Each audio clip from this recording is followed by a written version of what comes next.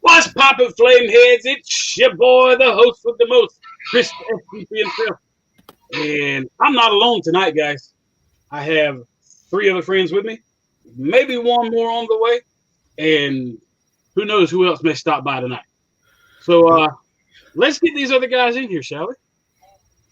Yeah, man. Hey, all. Time! Hey, everybody. Hello. Hola, hola, hola. Hey, Mama J. So, Hey, Tats. Hey, guys. Thank you for coming out. Wanted to Hi, guys. go live and open up this NYCC hall. There we go. Hell yeah. I've got StreamYard chat on this screen. I've got YouTube chat on this screen because I think this is going to be a little bit faster than that. So, yeah. Hey, Hidden Funko. So what's been going on with you guys? Any Hey, new news? Hey, I wanted to share something right quick. Bev's out pop hunting right now. Look what she found. Ooh, is that a Oh, Walmart? man. Nice. Snag That it. is at Snag it. Walmart. Our And a Walmart, no less. Mikey and Funko Illuminati. Say hi, Bev. Hey, Bev. Hi, man. Wait. So if we said hi, what do we get out of that? Can we split it 4 ways? I don't think that mayor is going to split 4 ways. Hey, with a good bandsaw, anything's possible. That's awesome. That's an awesome face, too, especially to find in the wild. That's awesome. Hey, Mitch. So man, let's take care of some of the people in the chat here. We got Mama J, Amber the Collector, Hidden Funko, Tat 79. How's it going? Totally Mitchy Collectibles. What's going on, my brother? And that's all we've got so far. At least that's all I see. Other than is that Dev talking in the chat? Oh, hey, Candyman's or is here. that you? Hey, Candyman. Hey, Jeremy. Candyman, what's going on? That's right. You're Jeremy, gonna have at least 5 people in the back just waiting for the giveaway. So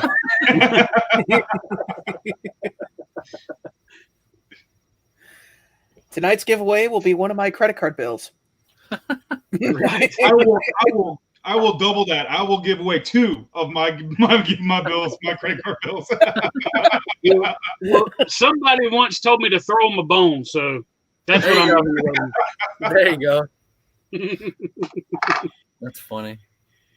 Remember once making my brother eat one of those. My grandmother used to put them, the little shortbread tins. It either holds cookies or sewing supplies. Well, my grandmother had 2 of them. One was filled with dog treats. One was obviously shortbread.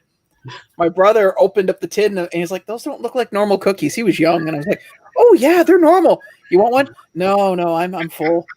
And he's sitting there and he's chewing on it, and he's like, "This doesn't taste right."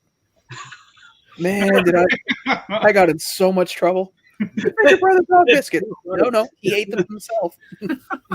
Pop Harbor in the house. Hello, Pop Harbor. Hey, Pop Harbor. Hey, Pop Harbor. What's up? Hey, Pop Harbor. Thank y'all for coming out. Yes, thank everybody who is in here 10 watching now. Thank you for stopping in and chilling with us tonight. We're just 4 homeboys kicking and chilling. Yep. Lady Phoenix. Lady Phoenix. Not a fan of dog treats. His hair was nice and shiny. Dog food in general. She had a bad experience with dog food. Now the smell of dog food makes her nauseous. Oh, really? Yeah. Yeah, I'm that way with cat food. Yeah, so anytime it comes to feeding our dog, or my dad's dog that lives with us, it comes to feeding her, I've got to do it, or else my dad will do it whenever he stops in to take her out in the middle of the day while we're at work. No, I had somebody look after my cat once, and I said, okay, just half a tin of wet food every now and then, because I was gone for a week, and he never cleaned the dish out. So when I came home, it was just, yeah. See what you did? See what you did, Funko Illuminati? You started talking about dog treats. Look who came up. Amber, I am drinking Milo's sweet tea. In no way, shape, form affiliated, sponsored, or anything. But I would love to be. So hit me up, Milo. I love the shit out of your tea.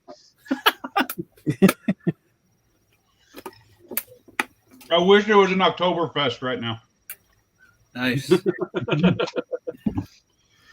I have a Mountain Dew from the Bees of Apple in an insulated cup. Rockstar. Yeah. Lady P says not to mention the kids stealing the dog treats. That is our daughter. She has some sort of obsession with eating dog treats and dog food.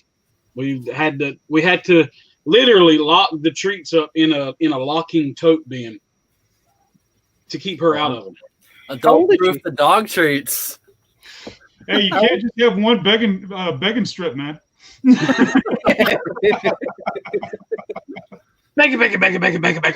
It's bacon.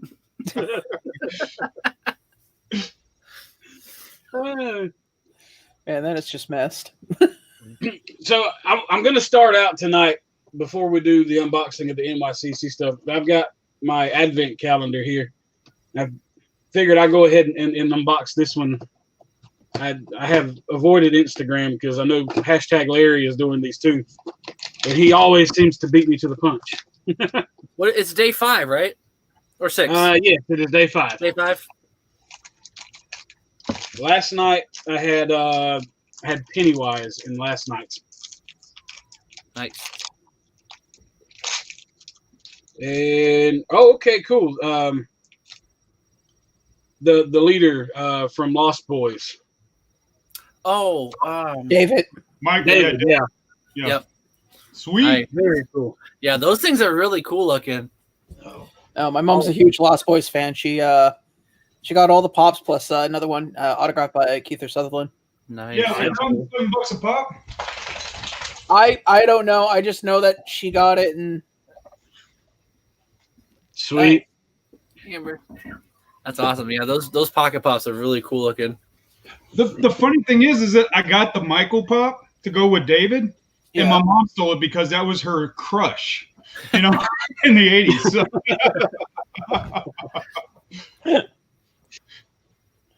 So. It's my mom's favorite movie. She's got Hey, Savage. a couple autograph pictures from the actual actors and stuff, and so it reminds Savage me. finale. What's going on? So I will give a forewarning. My internet may skip here and there. I don't have a direct connection in here. Right. It's running off of Wi-Fi and it's on the other side of this wall. You're good. I'm pretty sure if for whatever reason you get kicked out, it'll still keep us in here. And then if you go to link, it'll bring you right back in. Because I think that happened to someone else that was hosting. It was a few weeks ago, and the host got kicked out. So it was just 2 of us, and then the host came back. So it shouldn't end the stream. You should be able to still come back in. It's happened to me several times whenever I was running off of my laptop. So all good. not bad. That's cool, Savage. I've got the only Jason and Freddy that I've got is the 2-pack. I would like to have a single Jason and a single Freddy, but I definitely need Michael Myers. And the only Michael Myers pop that I've seen recently is the Halloween H2O, and I just didn't like the design of that pop. Gabe has the one with the bag on his head, the one with the red marks, not glow in the dark, and the one with the blue marks that was recently restocked. Huh. Yeah. Sweet. what do you call it? Hot Topic's been getting a lot of restocks lately. I've noticed. Yeah, me and Bev actually had that conversation today as far as like pricing go. Are they going to start actually pricing them based on the date on the bottom of the boxes now? I mean, or is this still going to be the same price regardless? Because, I mean, if you do a comic book, first editions are always worth more than second, third prints. Right. True. Yeah, see, I recently got this one in from Hot Topic, the Super Saiyan Rosé. Yeah. And it's got the 2020 date on the bottom of it. Honestly, I don't know. I mean, it kind of boils down to, I mean, the community sets the price, right? So it's a question of if everybody follows that, then yes, I could see it being the norm. But right now, no. I think it's going to keep playing more along the lines of popularity. Yeah, because Hot Topic seems to be the only. No, I shouldn't say that. I mean, there was the All Might that was put out again, but generally speaking, it's always been Hot Topic that does the restocks. I mean, so far, a lot of the common already vaulted ones haven't come out, at least outside of Hot Topic. I mean, well, Bev's on now, so I got to watch what I say. So you mean we can get you in trouble with no repercussions on our end, right? Absolutely. Oh, okay. Good. Just checking. I've got one more restock coming in. It was the Flocked Marie from Aristocats. Oh, nice. It's been pushed back though now twice. Now it's saying it's not going to be here till like mid-January, something like that. And I'm sure when that time comes around, it'll get pushed back again. Right. Yeah, I'm not too worried about the whole restock thing. I mean, it is what it is. Well, I mean, it is a little unsettling, especially the 3-pack for the Stitch 3-pack. Yeah, right. Released.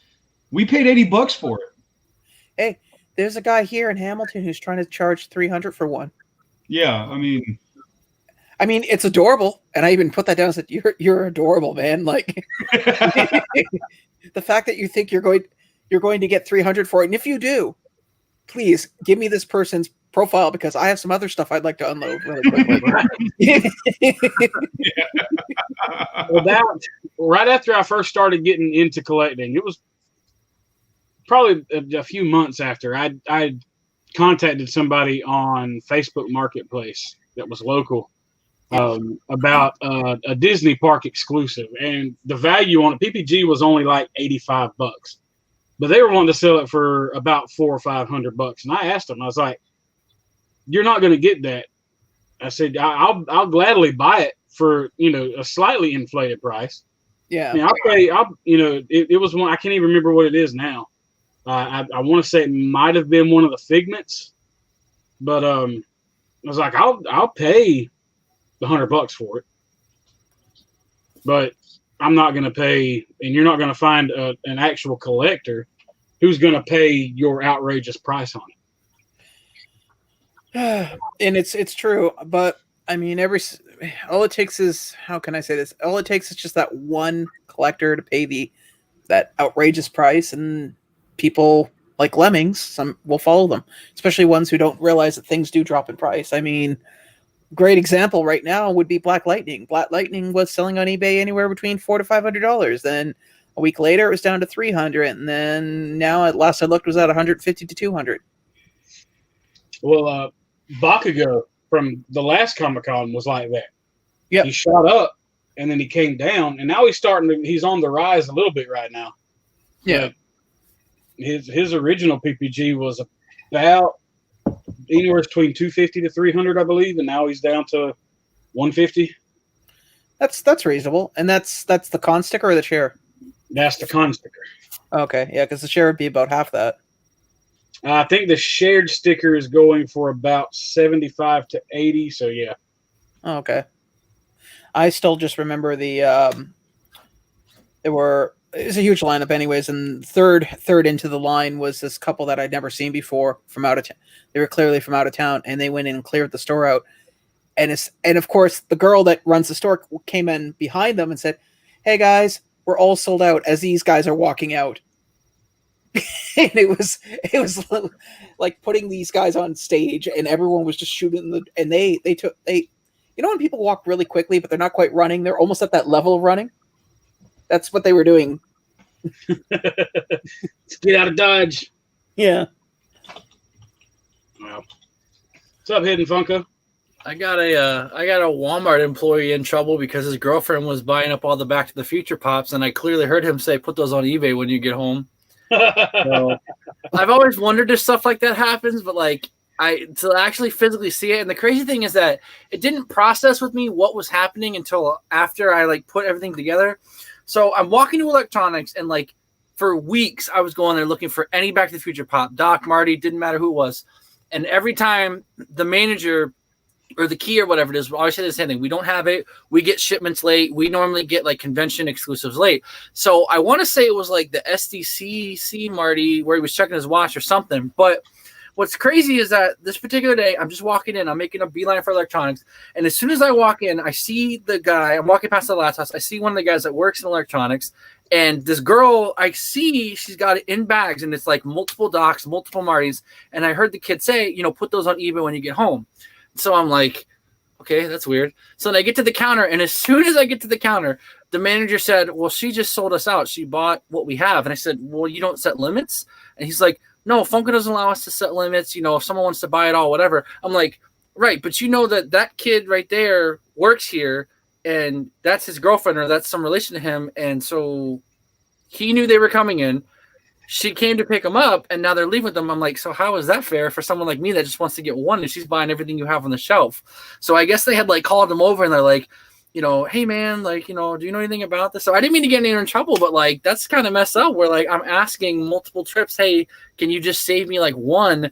And I'm seeing them buy them all. I hear him say, put those on eBay when you get home. I'm like, man, that's not cool. Like for people like me that just want one, and you're buying the whole shelf out. So I don't know if he got like suspended or whatever. I didn't mean to get him in trouble, but hey, like, to have that happen in front of me, I'm like, I can't not say anything. So it made me so mad. I was like, can you address that? Because you're a manager. I see it happening. You're seeing it happening. And so it was just a giant fiasco. But I ended up getting my Marty. No, we had something similar happen here with an EB game. Somebody did the same thing, but the problem was it was the girlfriend selling chases. And now here's the funny thing. If you're going to pull that, don't put it in your Facebook as public and then put down that you're, in a relation with that person.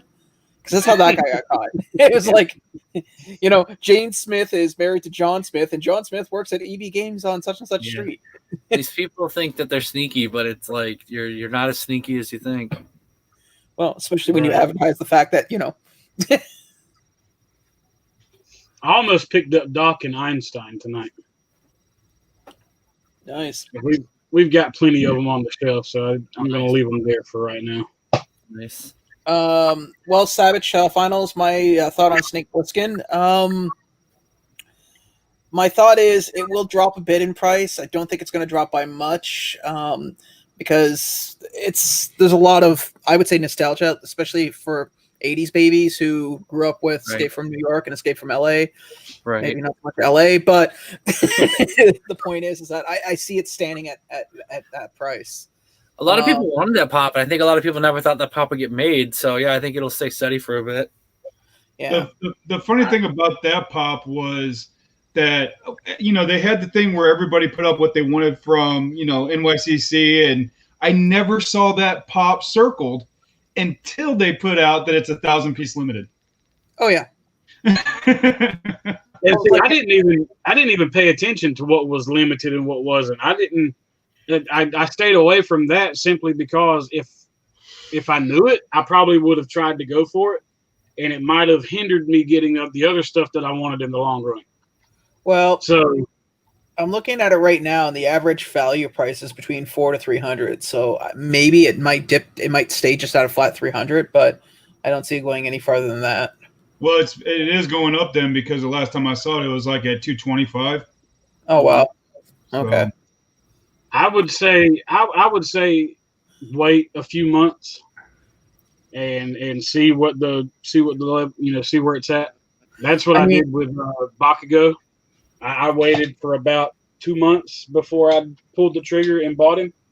And I was able to find them for a decent price, and it's the con sticker one. So, well, before my life crisis, I got a handle of a bet, I found somebody who would sell Ben at a reasonable price, and thank God for my mother. When this thing happened, she stepped up and said, "Okay, I'm going to buy it for you, but as soon as you get employed, you pay me back." So, because that was the one thing I really wanted. So, yeah, it is. So it should be nice to have it. I need to get a proper case for it. Maybe like 3-inch, like a 3-inch solid plexiglass box case. Well, if Mama J is still in the chat, I was gonna let you, Sean, and Mama J know tomorrow. I will be mailing your stuff out that I got for you that is sitting inside of this box that has. Actually, you know what? The funny part is that's not even mine. It belongs to somebody else who, some of the people here that have gotten pops from me in the past, I will proudly say 75% of those acquisitions weren't from me. It was from my friend Vince. So if I said I was looking for something, because I help him out and he helps me out, that thing that you're sending out is actually his. Because, well, I knew that you had told me that was for a friend of yours. Yeah. But I was just gonna let you know that it will be going out tomorrow. I'll make sure that I get up in plenty of time.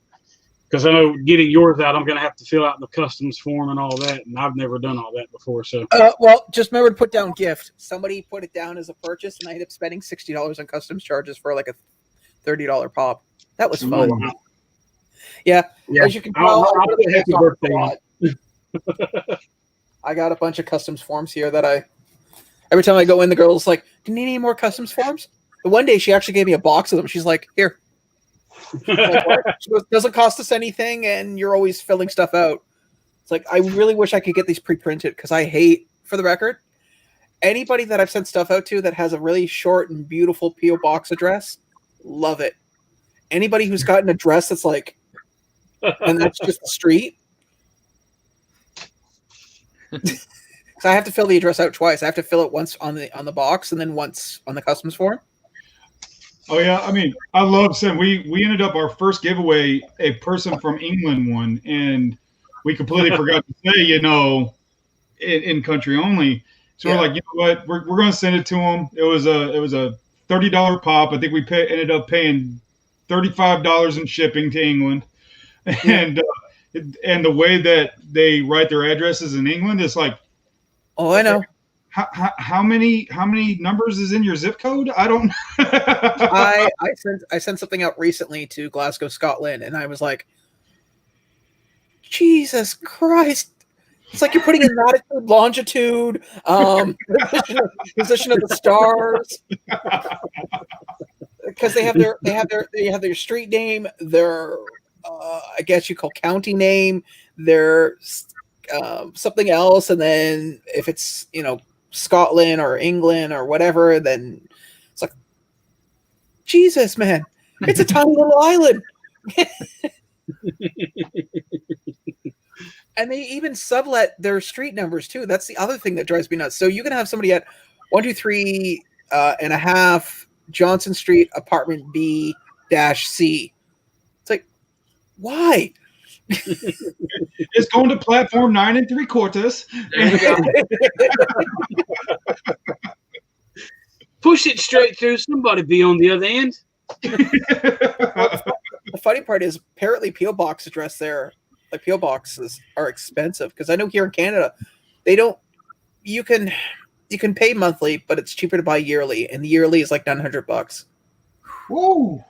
Yeah.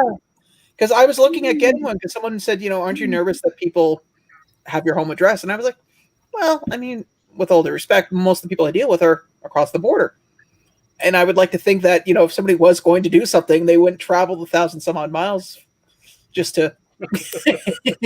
I would imagine they would do something more local, but so I thought about getting a P.O. box, and it was like, because I live downtown, all the P.O. boxes are taken. So I looked at some other options, and average price was anywhere between like if break it down monthly, was anywhere between $30 to $50 a month.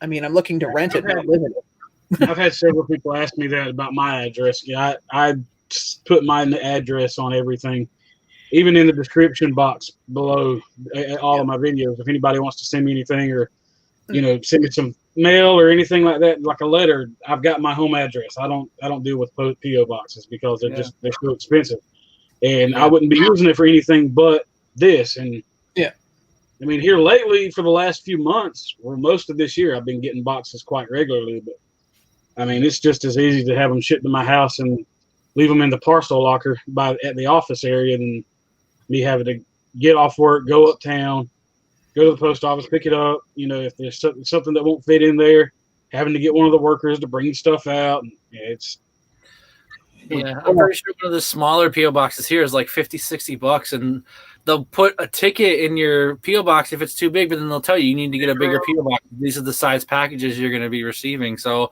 I thought about it for a minute, but I'm like, no, it's out of my way to go to the post office. I don't feel like paying that monthly, and I that's all I would get would be packages. Very rarely do I get like mail, and if I get mail, it's a bill. So I would need it for packages, and they just get mad at me for not having a bigger PO box, and I'm not paying for a bigger PO box.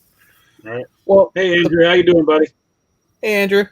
Well, the only reason I don't get a PO box right now, too, is the other thing is closest PO box is above the largest residential nursing home in the city. There are some times where I'm going in, mailing stuff out. Like the last time I was in there for a half an hour, and that was mailing your beaver there.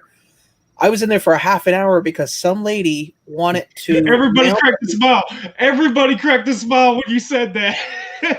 Let's get your beaver there. Everybody's like. and the 13-year-old in us comes out. This message is brought to you by Bev is watching. Wanted to mail something out to her son in the States. Dude, you sent a beaver to my wife. Which eventually, ironically enough, showed up on the Funko shop. I wonder if he'd see it still there. Right. I saw that the other day. That shit pissed me off. And the funny part was I had people messaging me. He's like, can you get more of them? No. Everybody's sold out. But crazy. But yeah, I was in there for a half an hour because some lady wanted to ship a box to her son in the States and didn't want to actually just give the girl cash, and then she could put she wanted to put stamps on it, which apparently you can do. So there was like $24 worth of stamps, which are 49 cents each. So you can imagine how this thing was like wallpapered. That's funny. And I'm sitting here rolling my eyes going, oh, come on. We're the only ones with a P.O. box, and the only reason why is because we have one good mail person. The rest of them are assholes because it doesn't matter if it's raining, sleeting, anything.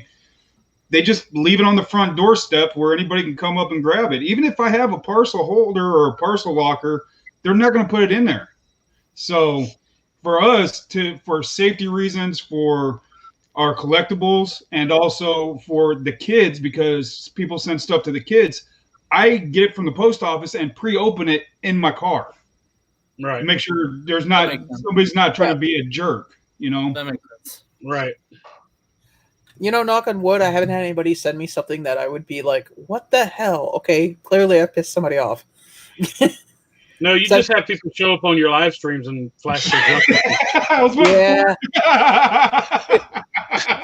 It's so much cheaper than a stamp. And in this case, it was about the size of one.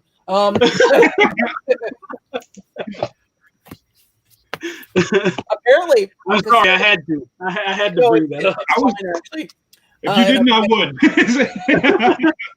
In a private conversation, someone's like, I wonder if that guy's channel's still up. They took everything of his down. Oh, wow. I can imagine. Rightly so. Yeah. What's in the box? This box? Yeah, what's in the box? NYCC. And we'll get to this in just a second, but we're talking about the shippings and all that.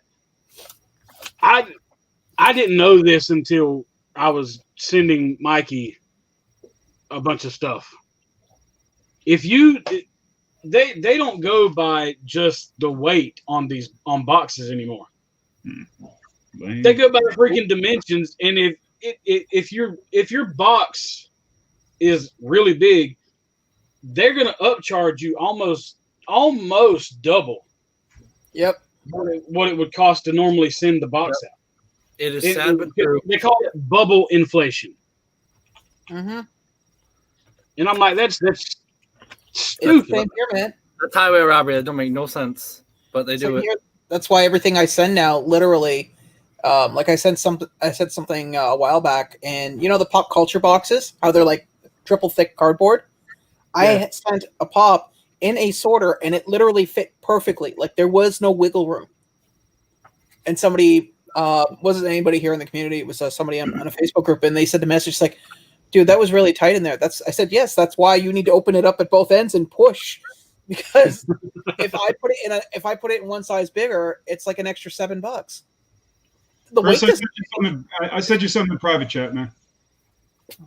The weight doesn't change, but it only works in the States. Yeah.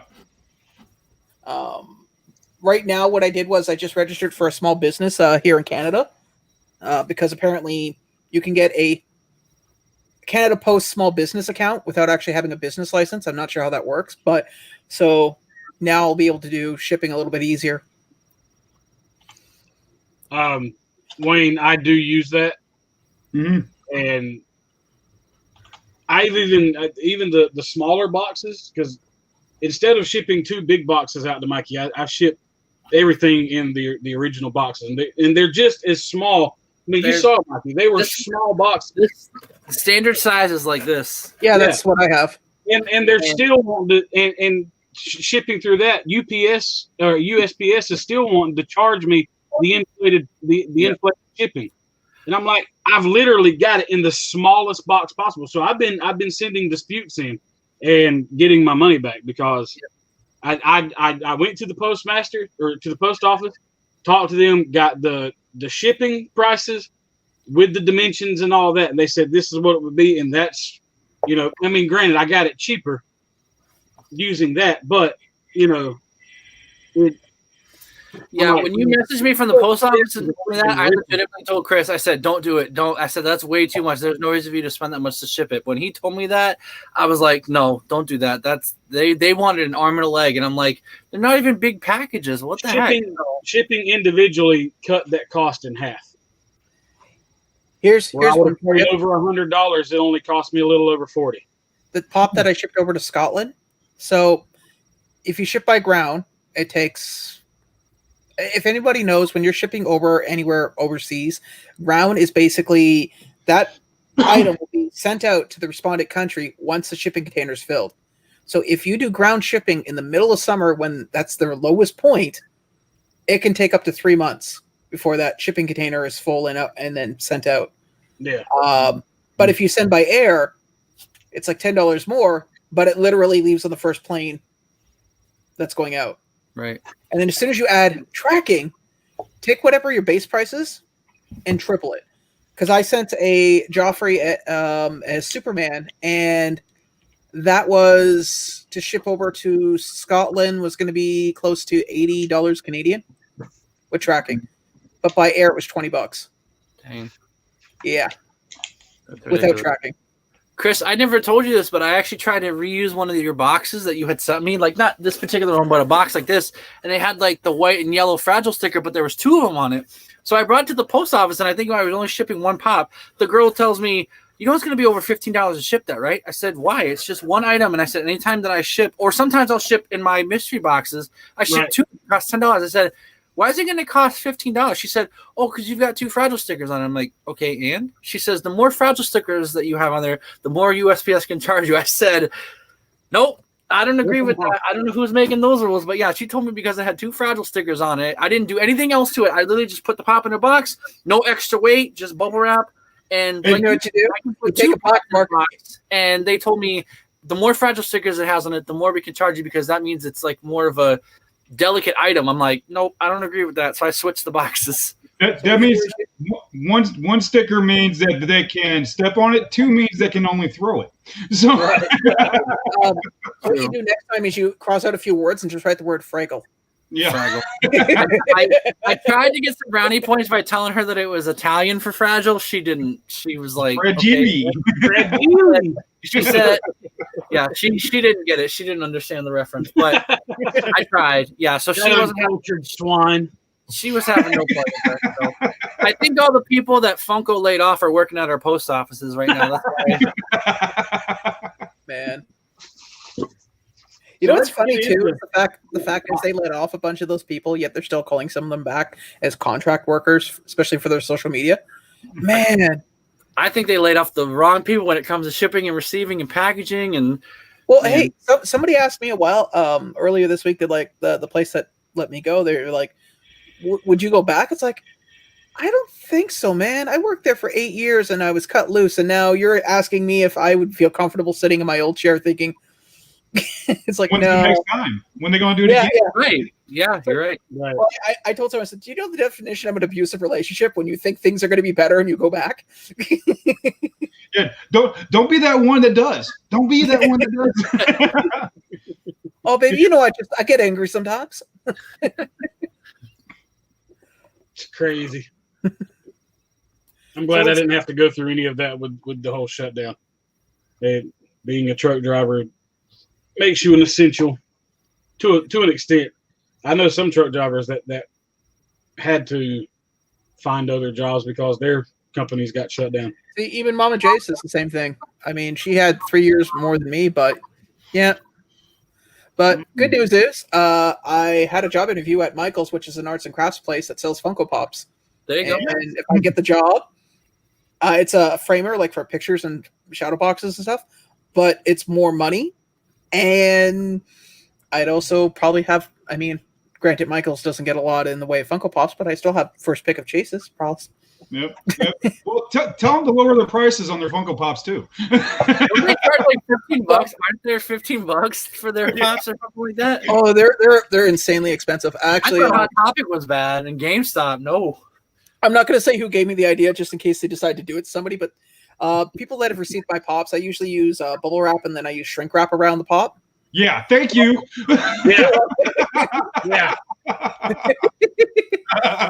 But you know what I was thinking of doing just for fun is someone suggested this to get, if you want to play a joke with someone, you basically sprinkle glitter as you're rolling it in the shrink wrap. Oh, you would be such an asshole right now. Freaking glitter bomb inside of it. I did that to Sean Ryan. What, you sprinkle glitter? For his birthday. It was about a month and a half late because I bullshitted around too much and didn't get it out in time. But I found a small little taco piñata at Walmart, and I took 2 Taco Bell gift cards and shoved them inside and stuck them to the sides and filled the rest of it up with confetti. So yeah, he said he told me whenever he opened it up because he didn't understand it because I glued the top of it shut and everything, so he would have had to have ripped into it to be able to get it open. Wow. And he's like, I don't get it. And then I told him that, be careful, there's stuff on the inside. And then he told me later on that if I would have opened that up in my computer room, I really would have been pissed. But Jay did that with packing peanuts. He did it in such a way that there was no way that I could get the pop out without, because he did a thin layer, then he put the pop in, and then he did an even layer around the sides, and then another even layer on top, and then put just enough so when he put it on there that I ended up having to take the pop over to a garbage bag, put it in the garbage bag, and pull it apart inside the bag. Hey, Air Pop Control. Hey, Funko Asylum. What's up, Chris? How you doing, brother? Hey, did he just get back from Dollywood? Hey, Chris, whenever you get home, we still got a spot for you. I didn't know Dollywood was a thing until I saw it in chat. I was like, maybe he means Hollywood and he's mistyping. Nope. So I typed in Dollywood and went, no, Hollywood in Pigeon Forge, Tennessee. Mm-hmm. Dollywood.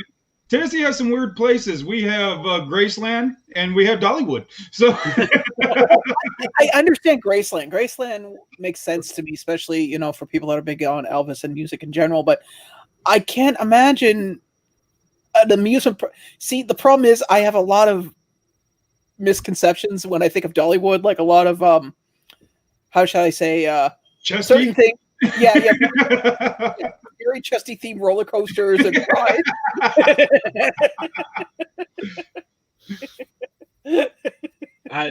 We used to, my family and I used to vacation in Pigeon Forge and Gatlinburg every year for just about my whole entire high school time, and maybe a little before then. So yeah, I'm Emily. Wow, that was Bev. What'd you give me, Bev? Like a goodies. Did you pick up that mare for me? I really appreciate that.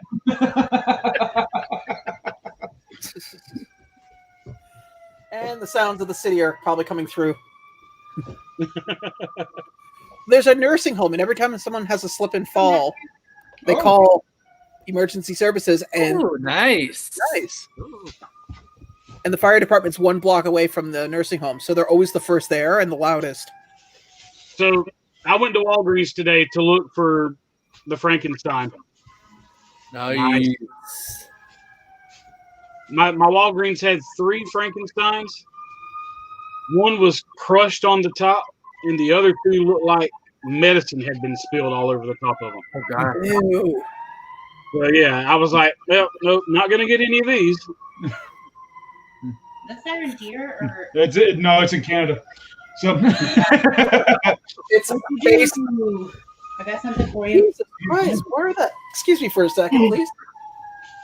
Where are they running to? I saw that at Walmart tonight, and I almost picked it up my damn self. Ooh. Yes. Nice. For me, yay! Oh, you got you a pony. Pony. Okay, I don't care. All right.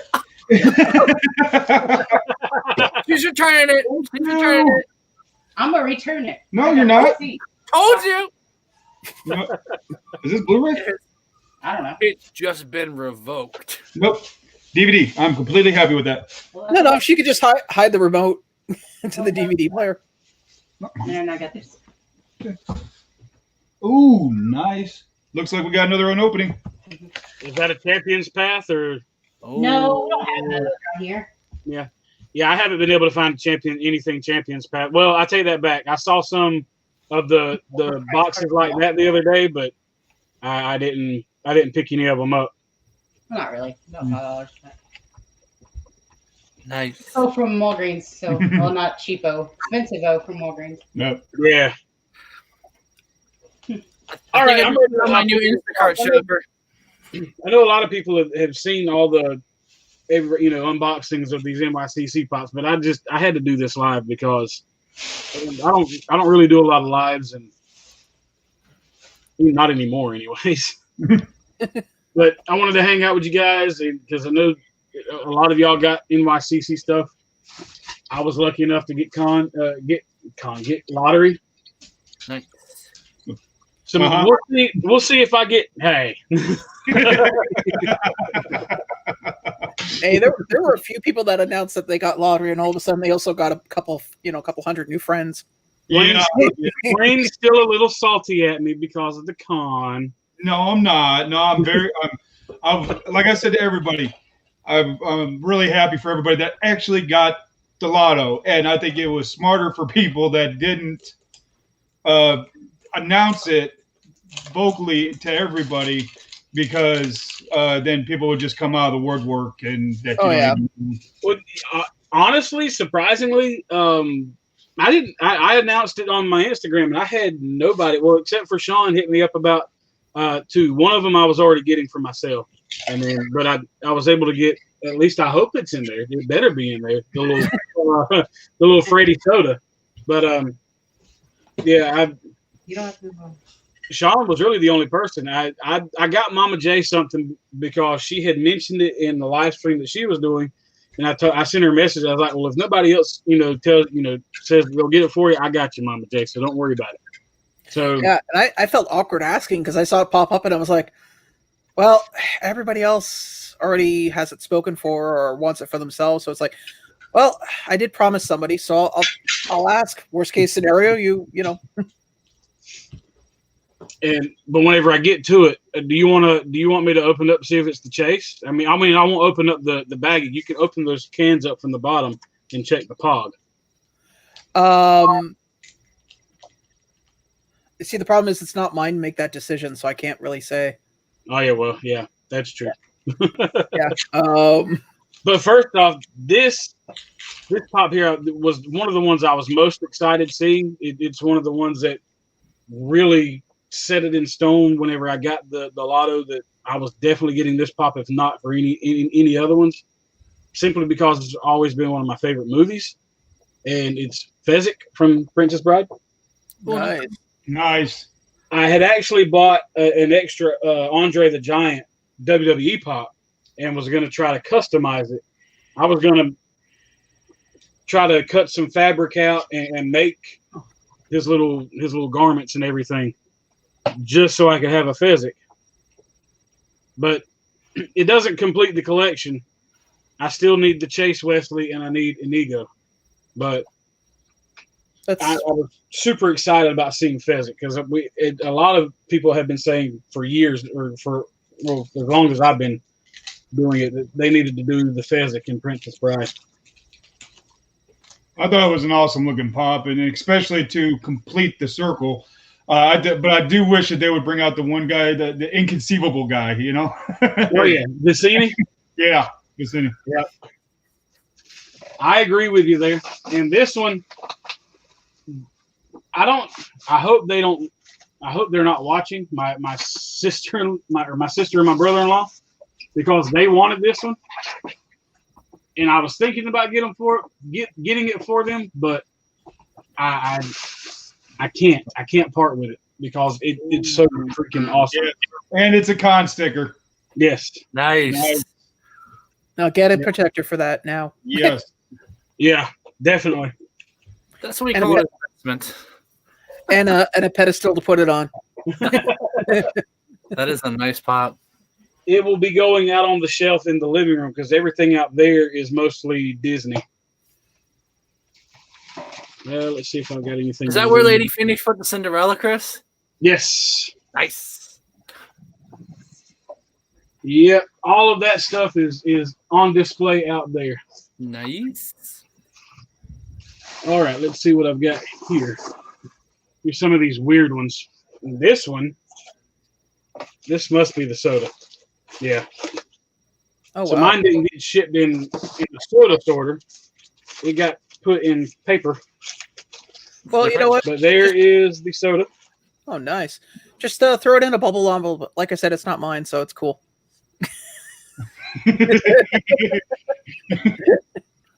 I'll even film when I hand it to him. Hey, I don't know what happened, man. Very interested in that can.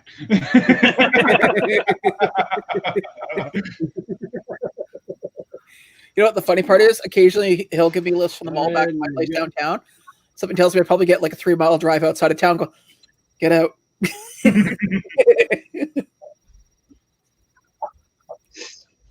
So I have another one of these crazy sorters. Those are different. Those are different looking sorters. I've heard mixed results about those too. Are they easily reused? I mean, I can understand they help keep the crushing to a minimum. Nice. But are they So here we have the. Yeah, I guess you could reuse them. I mean, all it is just folding it all together. Oh, okay. But here we have the Adult Fun Jiminy Cricket. Nice. Nice. Amber, that's cool. You were able to get one too. That's awesome. I know a lot of people were scrambling for those. I knew there were several that I needed, like that came out. Well, not several, a couple that I needed to get for Tiffany because of the Disney collection, and because she doesn't really have any con sticker stuff or any in Comic-Con related items. Well, But that does. so that was the opportunity to get her. Let's see.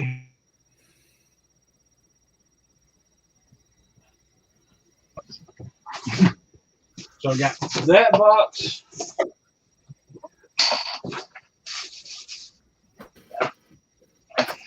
Let's keep the soda out of the way.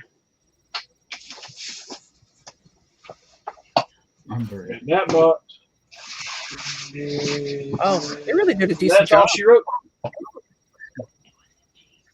Yeah, the box was beat up a little bit due to shipping, but I mean, as far as everything else. Oh my god! I saw someone yesterday posted a video. They got a box of similar size, and that's what it was of their pickups. And the box was absolutely destroyed. I mean, absolutely destroyed. I felt so bad. I'm curious too how they're doing their reships for that stuff. Because I know that if some stuff, if the box gets damaged, I was fearing the worst being thrown in these boxes. I figured they would have done like they did Chris over at Funko Asylum with just stuffing the pops in there. But we do have sorters inside of at least this one. I can't speak for this other one here, but there's one sorter, two sorters. Which con was it that I think it was the last one that it was the ECCC when you had a con sticker. It was in that folded kind of protector, and then it was in a regular protector if it was just shared, right? Yeah, something like that. And people were thinking that was the case with these here, but I've seen people pull the shared stickers out of those funky looking sorters. All right, so I did not get the con sticker on this one. This is one of the Funko shared exclusives, which is really ridiculous because I had the first time slot for that day. And I know I was one of the first people to check out because I was like lightning going through that list, picking out what I wanted. We have the Dum Dum Man. Tiffany wanted this one. She saw it and she's like, I've got to have the Dum Dum drum guy. That is okay. A cool icon. So speaking of that ad icon, what do you think about the new ad icons coming out? The ones that are just pretty much. I like them. You like them? The Kool-Aid and the Coca-Cola can and the bottle cap and all that. It's funny you mentioned that. As soon as I saw that, because my mom started collecting recently over the past year, and as soon as I saw it, I was like, she's gonna buy those. Later that night, I'm at her place, and she's like, yeah, so I pre-ordered those. I went, yeah, I know. She's like, giving me the dirtiest look ever. It's like, you're predictable. You like Coke.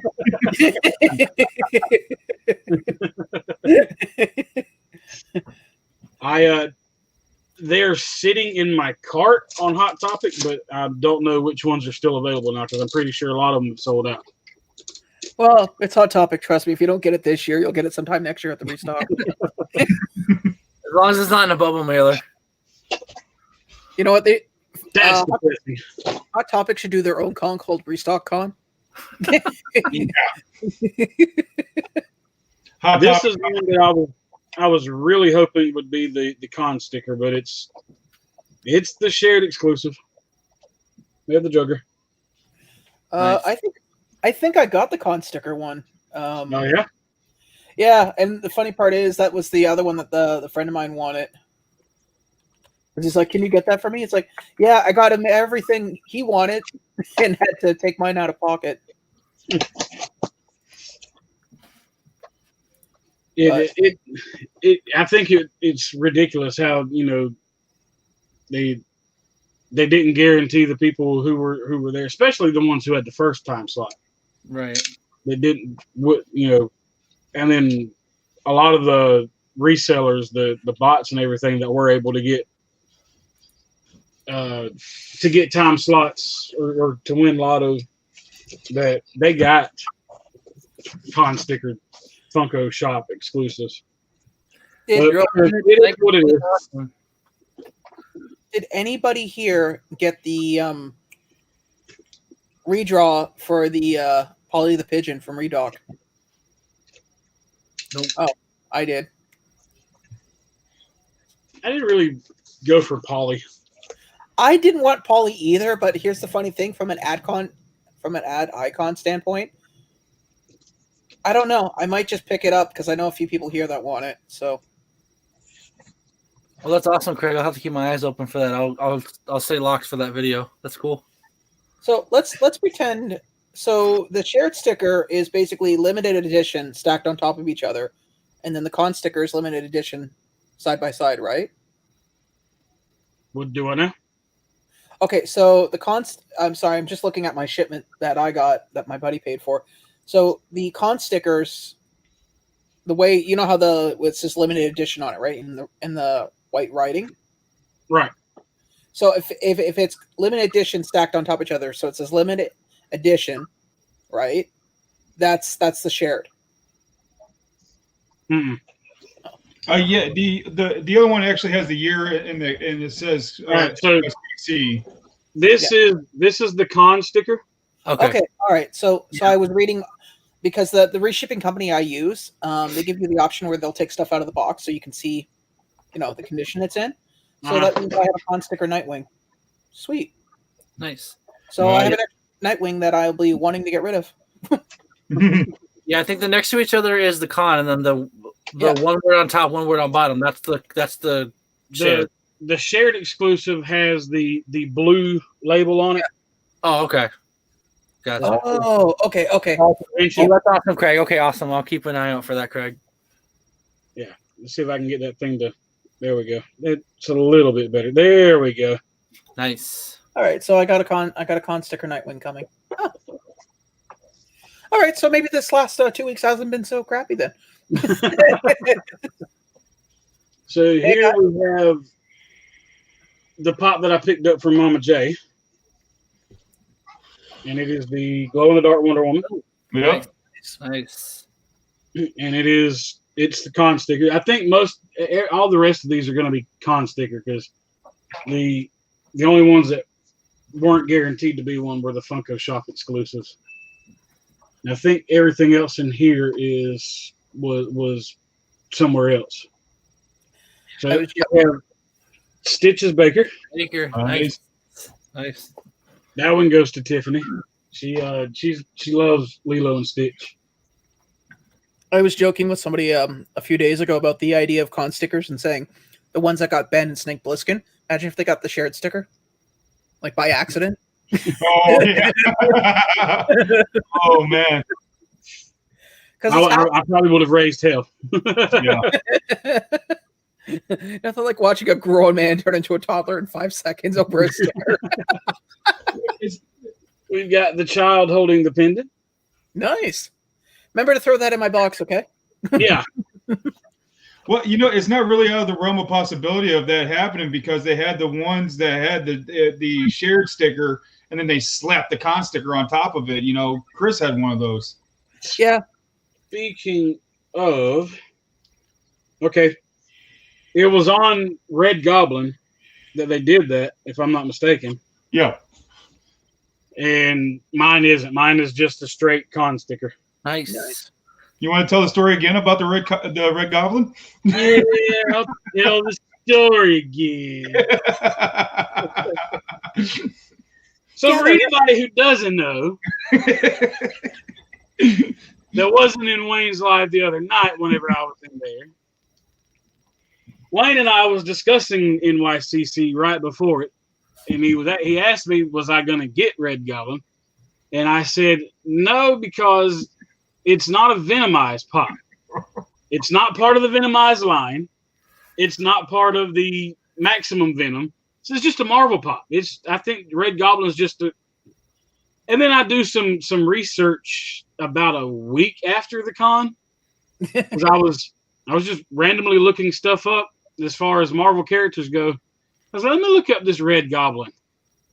And sure enough, Red Goblin is Green Goblin and Carnage together. Yeah, so I talked Wayne out of getting Red Goblin, which would have completed his Venomized collection. Oh gosh. And I still picked it up anyways, and I feel like a jackass. Wayne, do you need a red goblin? I can get one. It's completely fine. So I appreciate it. And I have one because somebody was supposed to take it off my hands and they ghosted me. So if you're interested, let me know. I'll message you. I'll message you about it. $1,000 free shipping. All right, sorry. And glitter free. Yeah, but I know how you're going to freaking wrap it too. I don't trust the postal service, man. Nobody does. It's okay. It's very, very well thought out not to trust any kind of shipping service at all. Wait, who was the one who unwrapped that? Because I know you guys lost the video footage, but who unwrapped it? Oh no, we actually found the video footage and we put it back up. Oh, okay. I'll take a look later. Mm-hmm. Yeah. I went to Hot Topic today. They had 2 full shelves of that. So I almost want to take this. Oh. What was that, Chris? Yeah, I went to Hot Topic today. And obviously it was the shared sticker, but they had 2 full shelves. I'm like, how are these still here? But I don't think that my Hot Topics here, they can't promote online anymore when they get stuff, because I guess there was like fights or something in store. There he is. Dude, you started giving everybody a panic attack because all we saw was the loading screen. I'm like, man, too soon. Would you like to check out your Chris?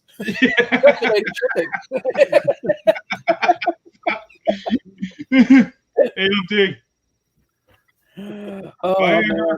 Have a good night, Craig.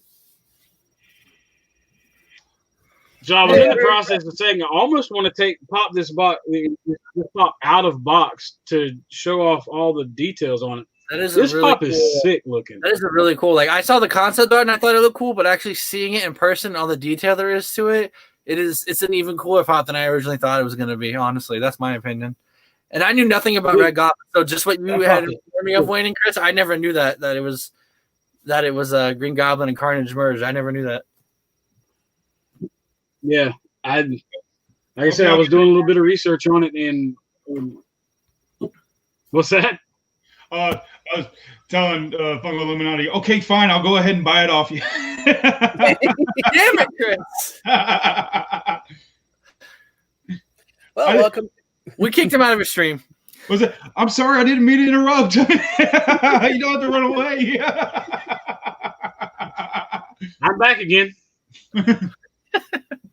Have you thought about maybe getting off the 56K internet connection? I'm just saying. Well, I'm connected to the 5G, so I mean, I would like try to switch to my router, because I've got the regular internet router Wi-Fi, and I've also got a bigger one, one that I'm not going to try to connect to it, because if I do, I'm just going to get kicked out again. We'll let it go at this. There's some Photoshop intel that keeps kicking him out of the chat. By the way, if you ever want a funny rabbit hole to go down, look up 5G and what it's about. Man, I thought flat earthers were funny. Oh man, I know what the problem is. Wayne's still a little salty about the Red Goblin. He's done got Bev in the other room. He's hacked my account. He's booting you out. He's randomly kicking me out. Pause. Right. Pause. Kick.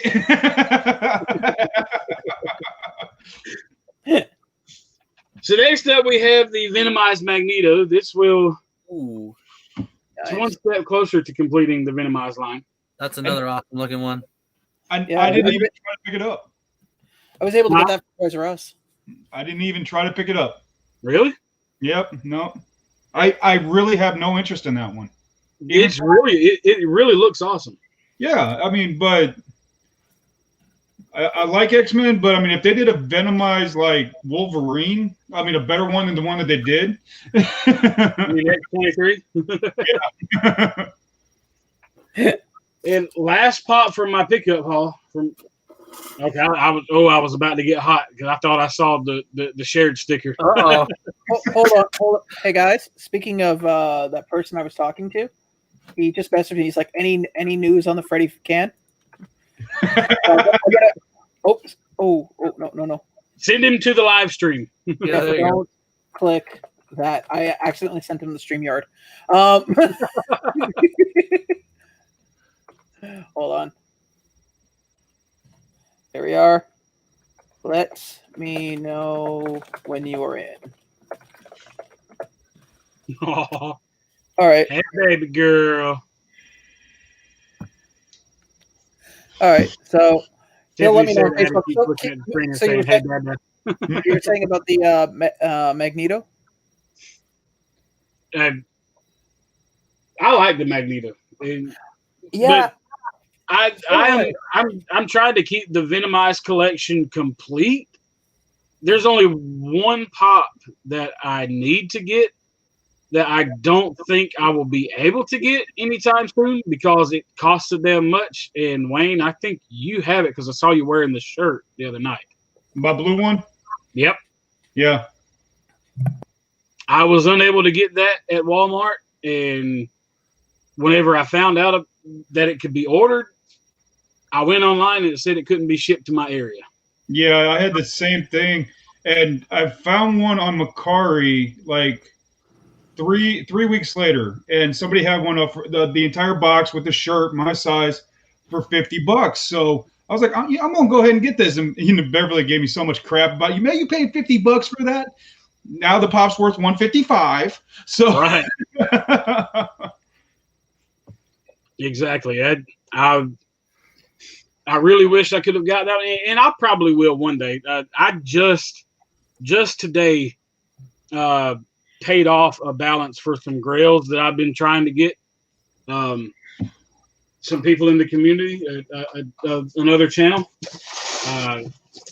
I've bought pops from them in the past, and they've always been able to, work with me on like a payment plan with some of the more expensive pops that I bought from them. And I just recently bought 3 grails that they told me that they will ship it out Monday. I cannot wait to get those into the collection. Show that beautiful one that you got.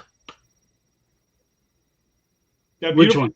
The one that you had paid off earlier and got it, and I got the same one, but Oh yeah. Go ahead, show that beautiful. Yeah, the one that I've got the shared sticker and you got the con sticker because it's still a beautiful pop. It doesn't matter. This one here. Nice, very nice. Yeah, this is one that I thought I would never see in person. And whenever he got it in his shop, I would immediately put it on layaway. Yep, I will be buried with mine.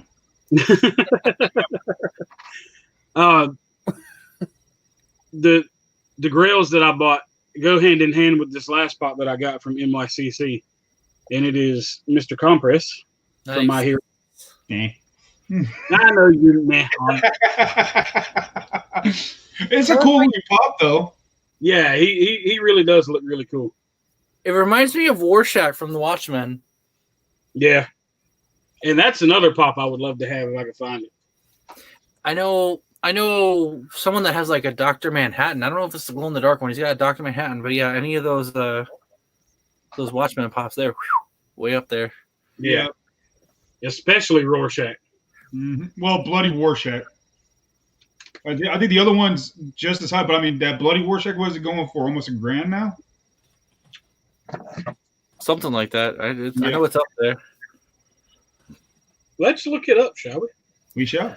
That's awesome, Chris. That's awesome that you got such a cool haul. I'm glad that most of your stickers were cons. Yeah, actual con stickers and not shared stickers. Because from what I've seen, most people are getting the opposite. They're getting mostly shared stickers and very few con stickers. Yeah, I've seen a lot of people get really salty too. Some very entitled, angry rants. They're fun to read. $9.90 on Bloody Rorschach. $9.90. Yep. Wow. Huh. Wow. $160 on the normal. Nice. I guess the 160 is probably the obtainable one. Yeah. Unless, but the 3 grails that I bought the Tenya from My Hero, not the one in just the expensive one. Is that the one that she's got like the helmet on? Helmet? No, not the one with the helmet. That's the one that just recently came out. Okay. I do have that one. He's sitting right up there, but the Tenya pop was just him without his helmet, and he's just his normal head with the glasses. Okay. I bought that one. I bought the Glow All Might, the original Glow All Might,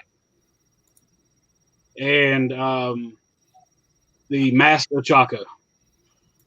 Nice. Very cool. It took me a couple months to get it paid off, but like I said, they worked a payment plan out with me, and I stuck to it. And it was an awesome deal. that is really good when people are willing to bend that way. Well, like I said, I have bought from them in the past, and they'd worked with me on some smaller. I guess you could say grills, because White Phoenix was a little over $100, and then there were a couple others that I bought that I had bought about 5 or 6 of them at one time, and like I said, they worked with me and let me pay them off, and that's one thing that I'm glad that they did that, and I built my trust up with them. And getting those 3 grails from them actually took me a little while, because they didn't want to actually outright sell them. They were trying to waffle them off.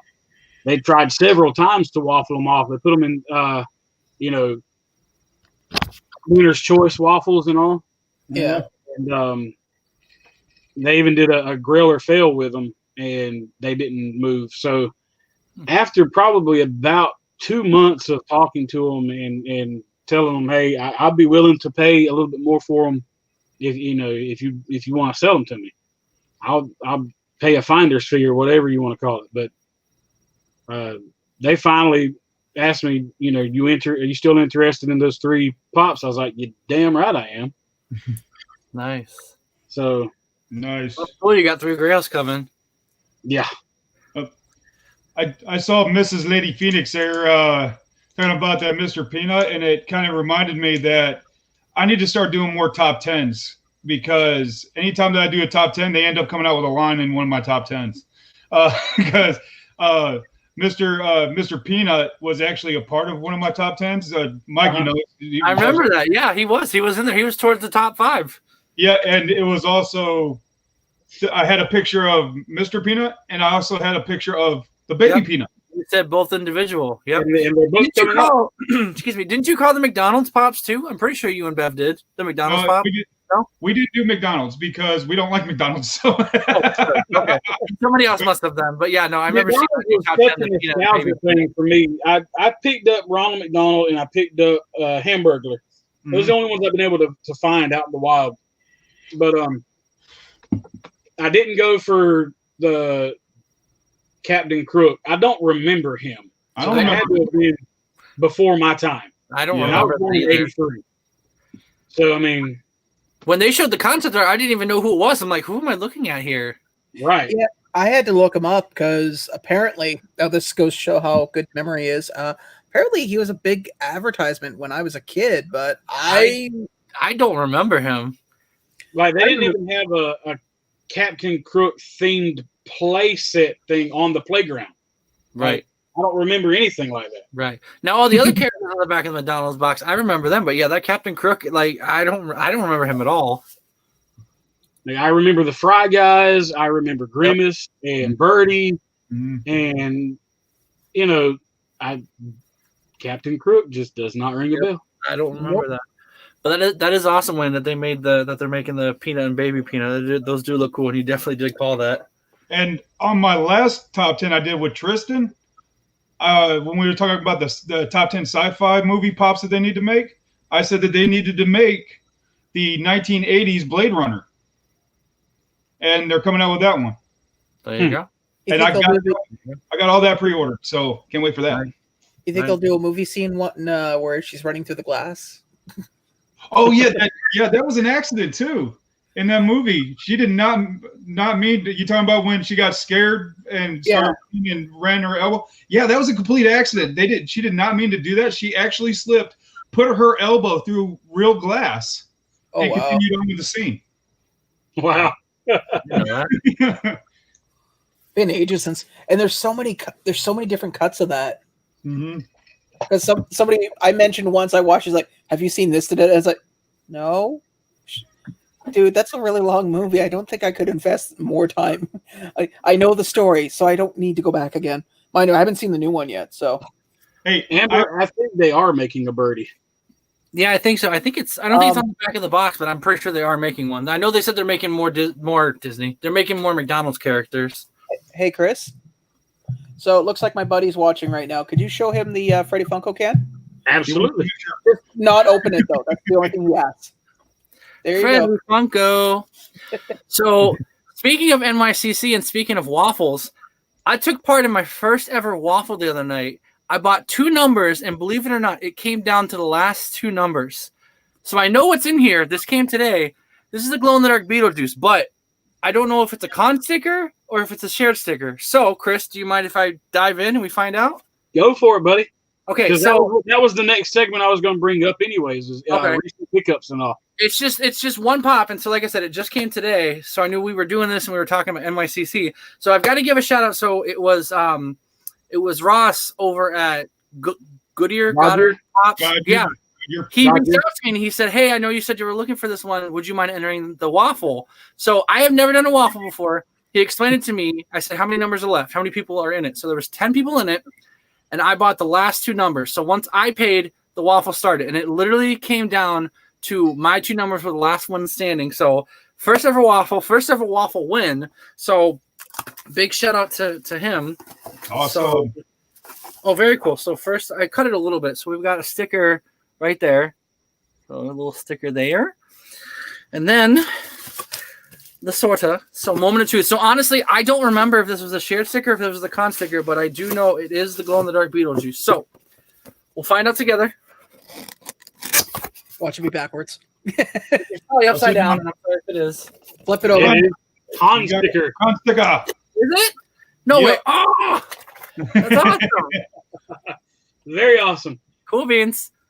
So that pop kind of perplexed me because you don't see Beetlejuice holding the book in the movie. No, right.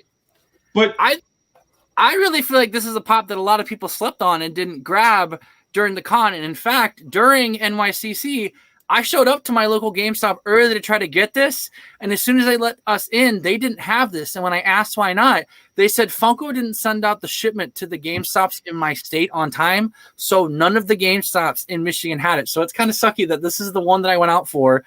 None of the GameStops had it, so I couldn't get it. But then I ended up winning it in a waffle. Like, I want to say it was like 4 or 5 days ago. So that's awesome. So I think it was meant to be. I'm excited to have it. But yeah, Chris, like you said, I don't think there was ever a point where he was holding the book. And the reason why I think this pop has become so popular is because me personally, I think that the Beetlejuice line and the Back to the Future line is one of the best lines thus far of 2020. That's just my personal opinion. Love those movies. I did forget about an NYCC pickup because you're talking about GameStop and all. My GameStop didn't get into Beetlejuice either. They got the 10-inch Beastman. Uh-huh. And then they had this one. Yeah. You know what? Now that you say that, that's all my GameStop had too. Those are the GameStop they have on the counter. I did pick up this from GameStop after the fact of the matter. I didn't pick it up from the con because I didn't really know if I wanted it or not. Right. And even now, I may decide to use it as a giveaway prize or the mystery box entry. But I think they had a missed opportunity with those. I think that they should have been able to connect and not make them triangle. I think they should have just made them square to where you can connect the wall to make it look like it's actual street art going all the way across. That would have been cool. That would have been cool. Yeah, like they interlock almost like the Avengers pops do. The Avengers, the Amazon ones. Do they have mounting so you can put them on a wall? I don't think so. Oh, okay. So that's the one thing I was wondering, because you know the kind of mounting I'm talking, where it's like just a little hole with a slit so you can slide a screw onto it. This one, the design is cool. Don't get me wrong. But they use the same design on him. Now I know it's supposed to be him blending in, but it's graffiti. There's going to be all different kinds of wall art. So why use the same? And it doesn't even really match up. But why use the same design on him as what's behind him? If you want to try to make it blend in, make a lot of graffiti in the background and just throw some graffiti on him. Yeah. That way it still kind of stands out, but it still makes it look like he's blending in as well, because I picked that one out because of the way that the design on him kind of made him look like Venom or Venom type suit. That's a cool looking pop. Yeah, that's all my GameStop had too, was just those two. Well, I ordered my Beetlejuice online. I ordered 2 of them, and both came in a box that was damaged. Oh boy. So, USPS special? No. We have a company called the Brown Box Punch. Pure Later. They are the friggin' work. And the funny part was the guy sent it to me, and he's like he hands it to me, and he goes, I said, really? 2 boxes in 2 days damaged? And he's like, well, don't they wrap them in bubble wrap? I said, I get it, but there's a finite area inside the box, regardless of how much bubble wrap you put in. If you take 2 points and put them together, anything in between those 2 points would cease to exist. Mm-hmm. Yeah. It's like, you ever been in a car wreck? Doesn't matter if you have an airbag if the car is crushed. Yeah.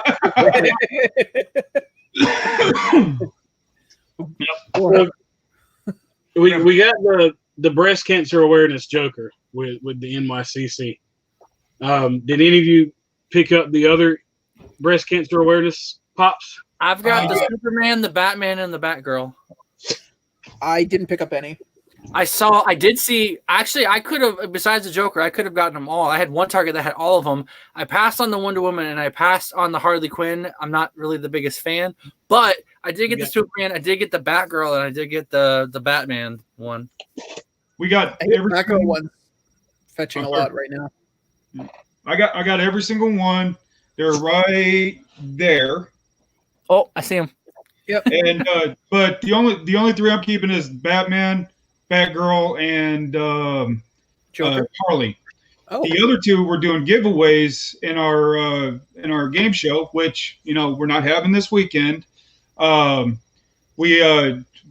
J won the last one, or somebody went and gifted it to Mama J, I think, and she wanted Bev to frost it for her, so Bev frosted it for her and sent it to her. Nice. Oh, nice. And we're doing our giveaways for those to the Superman and the Wonder Woman in honor of my sister. So cool. That's awesome. I lost my mom to breast cancer. Well, to cancer, period, whenever I was 12. It started whenever she first got diagnosed. She was diagnosed with breast cancer. They went and did the mastectomy and thought that they got rid of it all. And about a year and a half later, maybe a year, something like that, came back and spread to her bones. But any kind of breast cancer thing that pops up, I try to take part in. But yeah, that's something that will always be, near and dear to me because of me losing my mom, even at a young age. I've been lucky. My mom she's a breast cancer survivor. I mean, right now she goes for what they call touch-up chemo, but yeah, the year of treatment was difficult. But, she's doing well now, and aside from side effects of chemo, I mean, she's doing really well. So yeah, hoping they caught it in time and life will go on. We've got the Batman. Nice. Oh, Mama J just put something out you might want to bring light to. Don't forget Tuesday. Awesome. Yeah, I bought 2 of Mama J's breast cancer raffle spots. Nice. That's good. Good to hear. Chris, if you need the other ones from the set, buddy, just hit me up. We'll figure it out. Let me know. What's that? The breast cancer. If you need the other breast cancer. I've got them all. Oh, you got them? I'm filling out now. Gotcha. We got the Harley Quinn. The only one I have in here right now, but I do have it. It is here at the house. I must have left it out there. Is the Batgirl. Okay. I ordered it from Target, and they were able to ship it to me, which was very surprising. And then there's the Wonder Woman. Nice. So I was able to get all 6 now breast cancer awareness pops. The Joker completes that one now, right? Yeah, the Joker completes it. Nice. But yeah. It's one thing I wish we still had here is Target. I wish we still had here Toys R Us. You know what's funny too? I actually applied for a seasonal worker at Toys R Us, and a friend's like, "So what if you do? You get that job?" It's like, I ain't telling anybody. Why? Like the Funko lottery. Yeah. No. Yeah, pretty much. I worked at Hot Topic Seasonal last year when I posted on Instagram me walking out from getting told that I got the job. I got like 6 direct messages. Hey, can you see if you have this Diamond Edition Eeyore? Can you check and see if you have this con exclusive Venom? So yeah, walk right into that. And you sit there and go, "Well, I'll make you a deal. I'm seasonal, so I'll be working 4 months. So if you can guarantee me 4 months worth of my salary for losing my job, giving me that information, done." What's crazy is that like I just thought I was gonna be like the associate that would be like folding T-shirts and stuff, but in the interview process they ask you like, what do you do outside of here? What are you interested in? And I said, oh, Funko Pops. And they said, oh, well, you know, Funko is like one of our main sellers. I said, yeah, I'm aware. And so I was like, I told them, I said I have a YouTube channel. So they said, oh, would you want to be our Funko Pop person, the one in charge of inventory and street dating stuff? I said, yeah.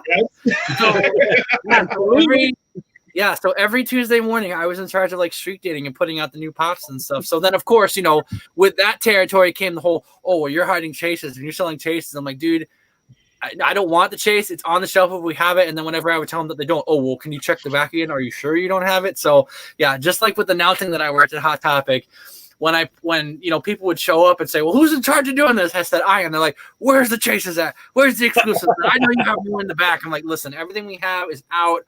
I have no reason to hide anything. I'm not going to risk my job for that. But yeah, it's like walking into foreign territory doing that. But yeah, like I said, Mikey, it was out. Yeah.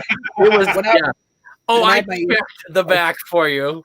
It was on the very top in the back, so it was out. Yeah. You know what? It's on the very high shelf. It's on the very high shelf, and our ladder's broken. I'm sorry, I can't get to it.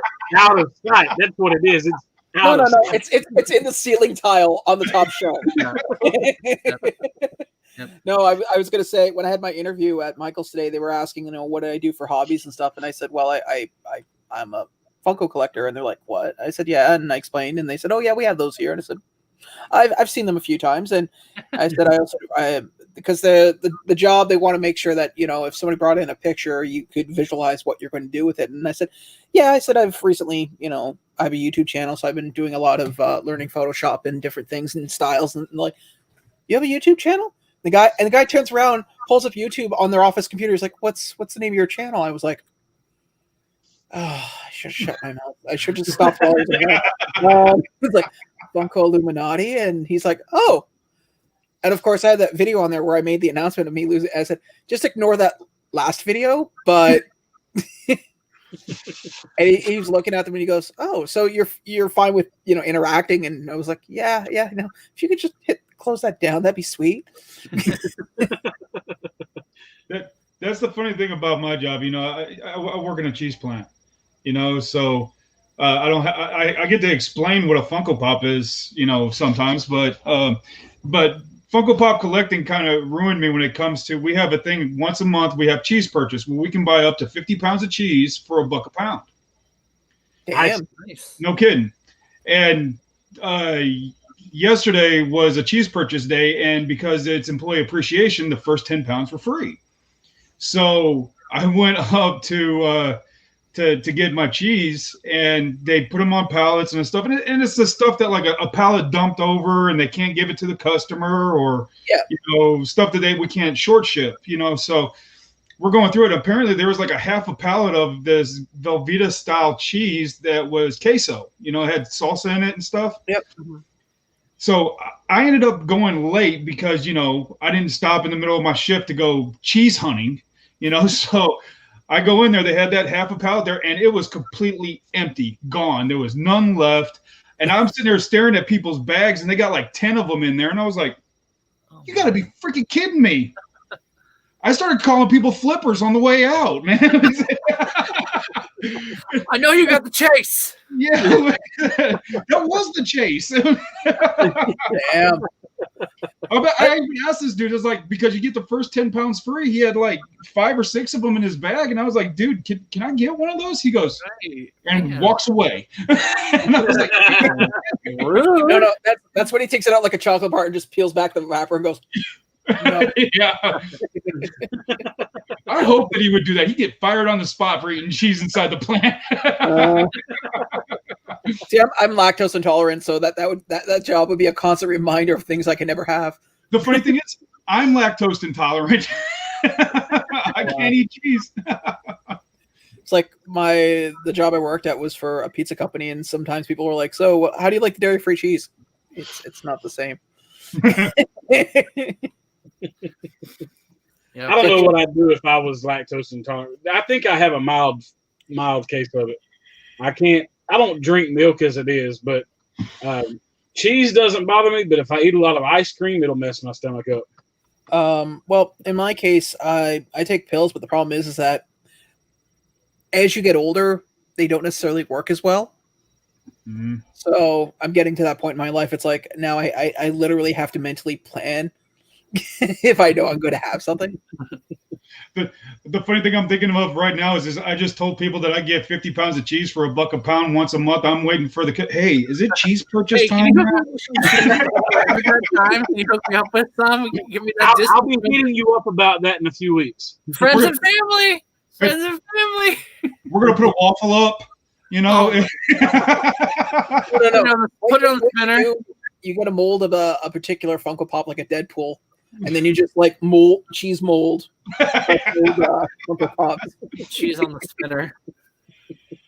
Well, remember that guy that was doing the solid chocolate ones?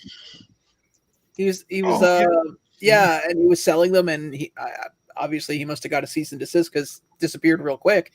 But people were buying them like crazy, and all he did was you guys know what vacuum molding is, right? Yeah. Mm-hmm. Yeah. Okay. So he vacuum molded a bunch of Funko Pops and made his own mold, and he was mass producing. I forget what they were. It was some common pop, but he was selling them. They were just like solid chocolate. Yeah, I had heard about that. Everybody's got to have a hustle. Yep. Didn't that company doing the Jesus Pop, didn't they get a cease and desist too because their thing looked too close to the Funko Pop? I have no clue. I remember seeing that and people wanting it just because of the novelty of having it. Yeah. I'm sitting there going, yeah, and with my luck, I'd have that one relative that comes into the house. It's like, what is this? What is that? That is a conversation I don't want to have.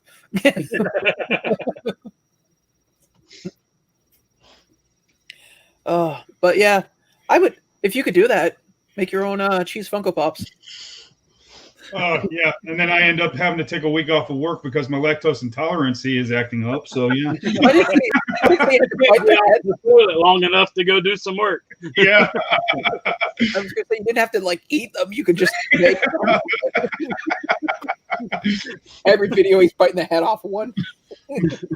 Yeah, then afterwards going, oh, that was a mistake. Every video is exactly 15 minutes from the time he eats the first piece.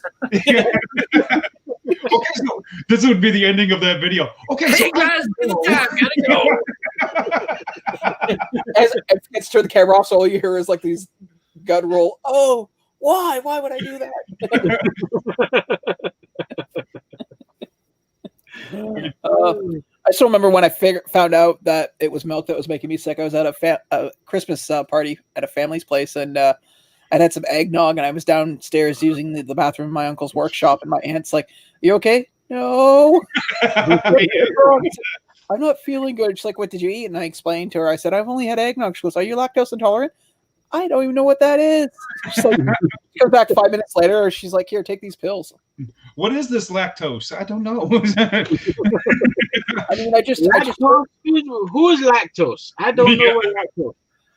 Well, I'm 17, right? You know, I've as a teenager, you eat anything and everything you want and don't pay any dividends on it. And then as soon as I hit 17, it was like, what is this world of things that I can't eat? Oh, I do have some NYCC pickups where they're not from NYCC. They're from, we got one from Funko on a stock, and then one from a friend. I don't know if you know him, Funko Asylum, and then one from Hot Top. I've heard of him. I've heard of him a time or two. I don't know, some dude that's at Dollywood right now. I don't know. So this was our Funko pickup. Ooh. I almost picked that up just to try to flip it because the PPG on that skyrocketed from the rip. Mm-hmm. That thing was up to, I want to say it was like at 150, between 150 200 at one point. Yeah, but that's the shared sticker. Yeah. I heard a lot of people slept on that pot, but I hear it's a huge pot, but yeah, I hear it's going for some money now. Yeah, but you can still get it. You can still get it on the Funko shop. That's what I heard, that people, like, it didn't sell out. People still, like, are able to about the only. I think it's the only one, unless there were some of the poly pigeons left. But well, it's because it's $50. You know, it's a full town's. Right. I told Beverly. Beverly's like, I don't know, it's $50. I said, you know what? I just put together the burrow and Legos. I want a side by side. So buy it. Somebody tells me you were not that intense. I think it was like, I think we should probably buy it. I did see someone unbox it. I did see someone unbox the burrow. That is a very detailed town. Mm-hmm. We got Growlithe. Nice. Cool. Which Beverly even said, and I said too, that this is probably the best flocked Pokemon pop that they got, because if you look at the Vulpix, it's all one solid color flock. Oh, really? Yeah. So they actually did multiple colors on this. Oh, nice. Which must have been a logistic nightmare. Mm-hmm. I think that's definitely one of the best. And then last one, and this was from Chris at Fungo Asylum, and this is a con sticker. Got Ron Weasley. Oh, nice. Cool. So Beverly now has, so far, until they make the last one, she actually has every single one of the ones that was at the Quidditch World Cup. Nice. So she has the 3-pack that's a con sticker. Unfortunately, we got Harry, which is just the shared, and then this one, Ron with the con. Nice. And then, of course, these are the other pickups that Beverly got. You know. Oh yeah. And I'm so glad. I'm so glad Funko Asylum was on when Beverly brought this one home. You know, to bring back memories from his loss the other night. You know, so. That's what I like about you, man. Humility all the way. Yes. No shame. Oh, but man, I'll tell you what, that hit that him and Yoj got on their battle, that was crazy. Yeah, I saw the aftermath the morning after. I'll be glad once I'm able to buy pops again and not have to. Well, I think I've been doing the movie days for Halloween, the Spooktober movie marathon type. Right. Deal. Yeah. Yep. I found my movie for tonight, but what's that going to be? Pet Cemetery. Nice. Yes. So I watched the remake. Last week before last, something like that. But I've never seen the original. Did you ever watch a channel called Nostalgia Critic, where he talks about Stephen King and his movies? And there's the Stephen King drinking game.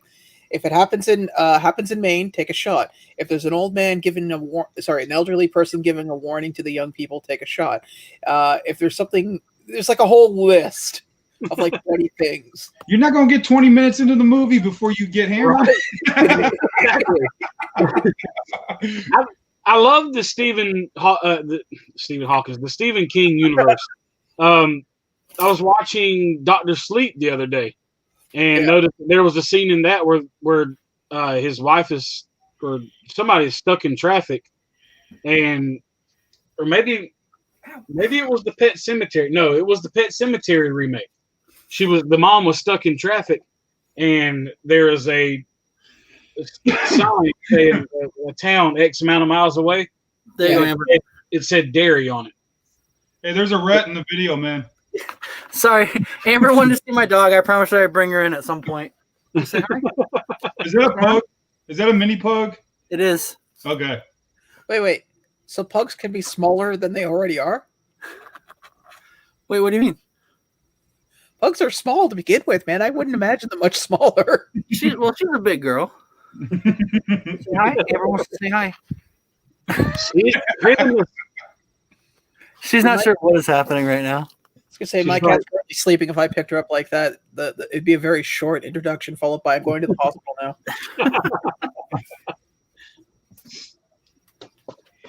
So non-Funko related pickups that I got today. I saw these things a while back, and I picked up Nightwing and Joker. But it's these small little DC characters. They come with 3 little extra pieces. But I thought this one was really cool because it's Nightwing, but it's the Red Wing Nightwing. Oh, wow. Nice. Oh, nice. And that's the only one that I saw of that. All the other ones had the blue. But this is, like I said, this is the only Red Wing Nightwing that I saw. And I've got Red Wing Robin. What's the 3 surprises?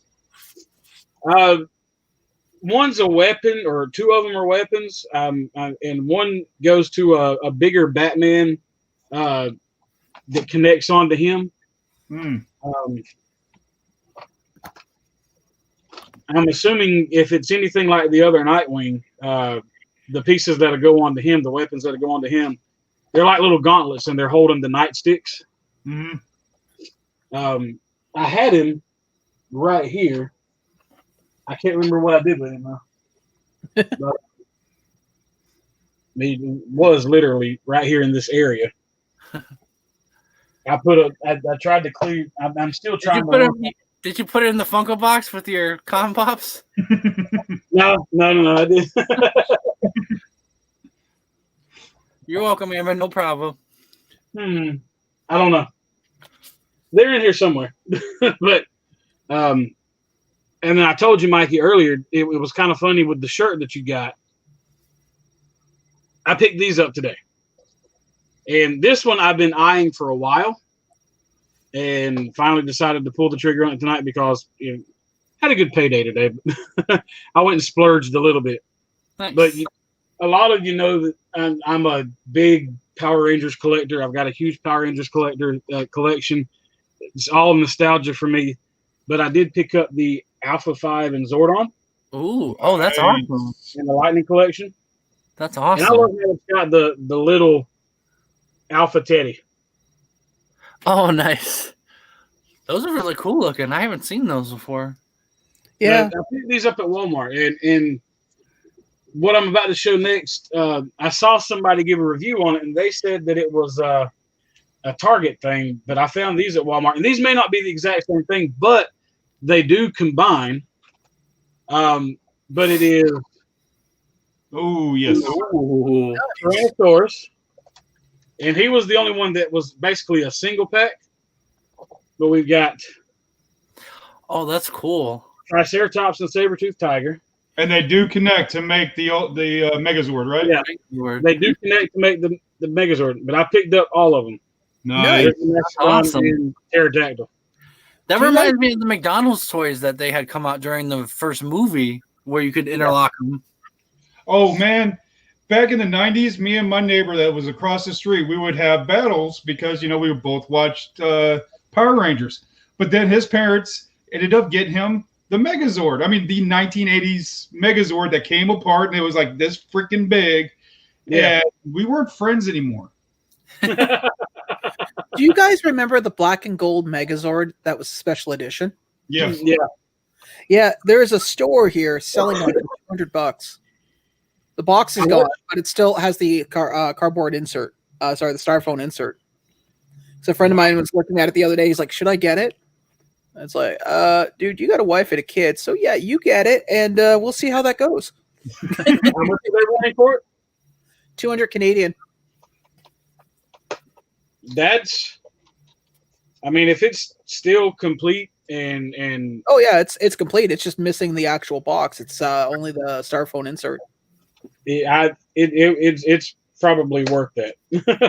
Oh, I agree. It's just I hadn't seen one since I was a kid because I had a friend who had one, and he now as an adult he still has it, but it's like, went from being in a toy box to being in a glass case to telling his kids, look, but don't touch.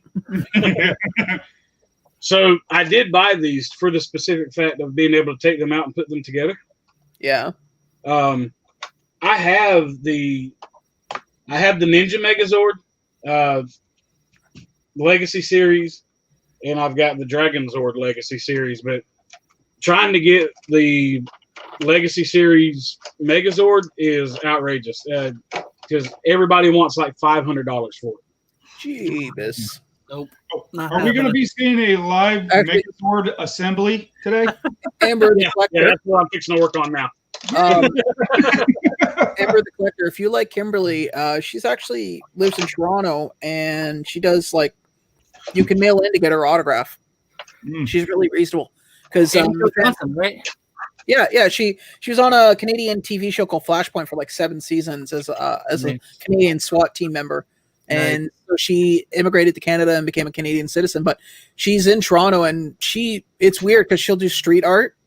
She's a producer now for she does productions right now, but when the Fan Expo was, when conventions were a thing, she used to just show up as just not as a guest, but just as an average person. And you could usually tell when she was on the floor because people, people would swarm.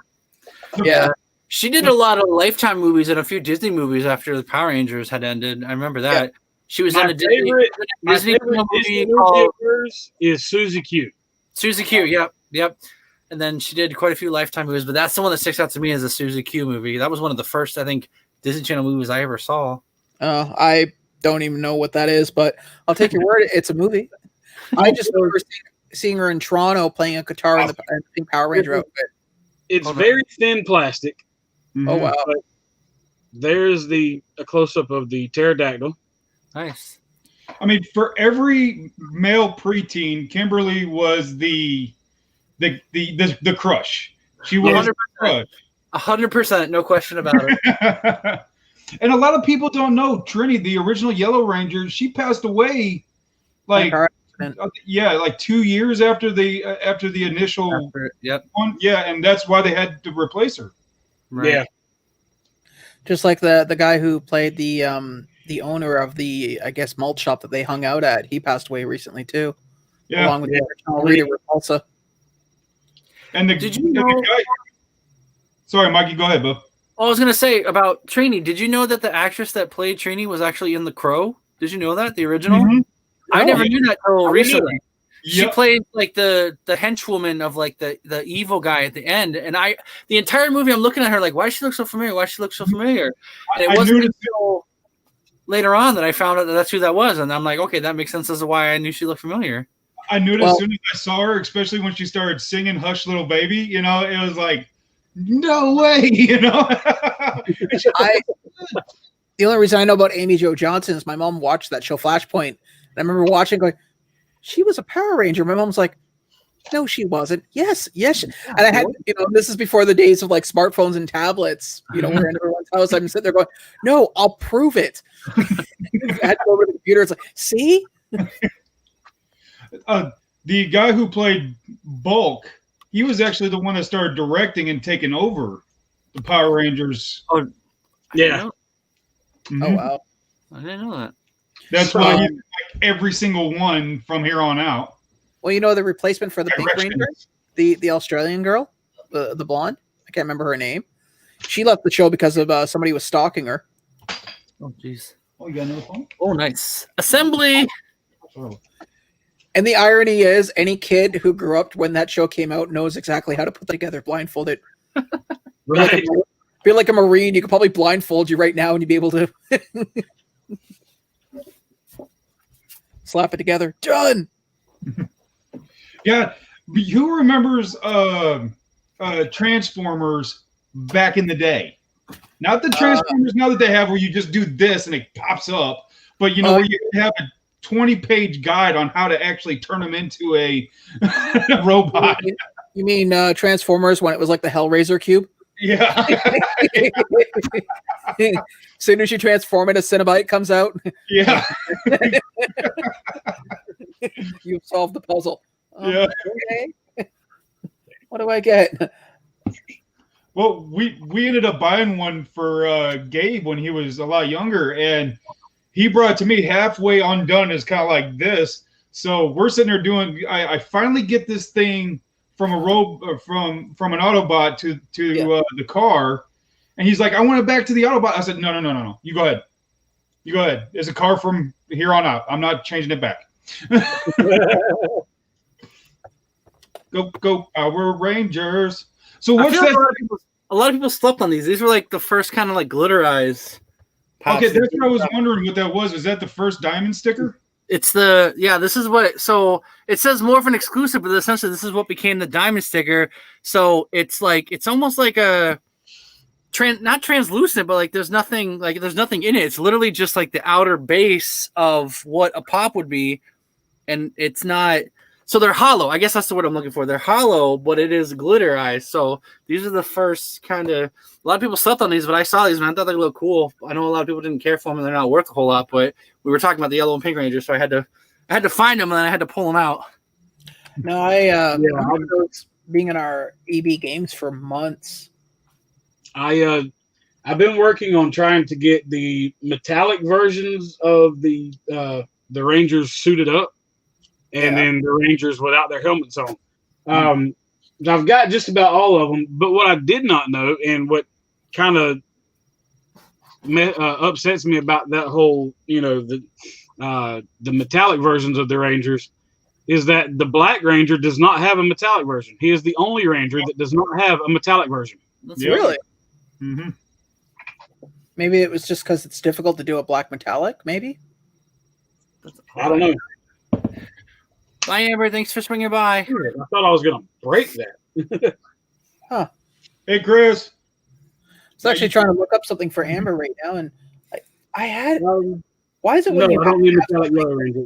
can never find it a second time now?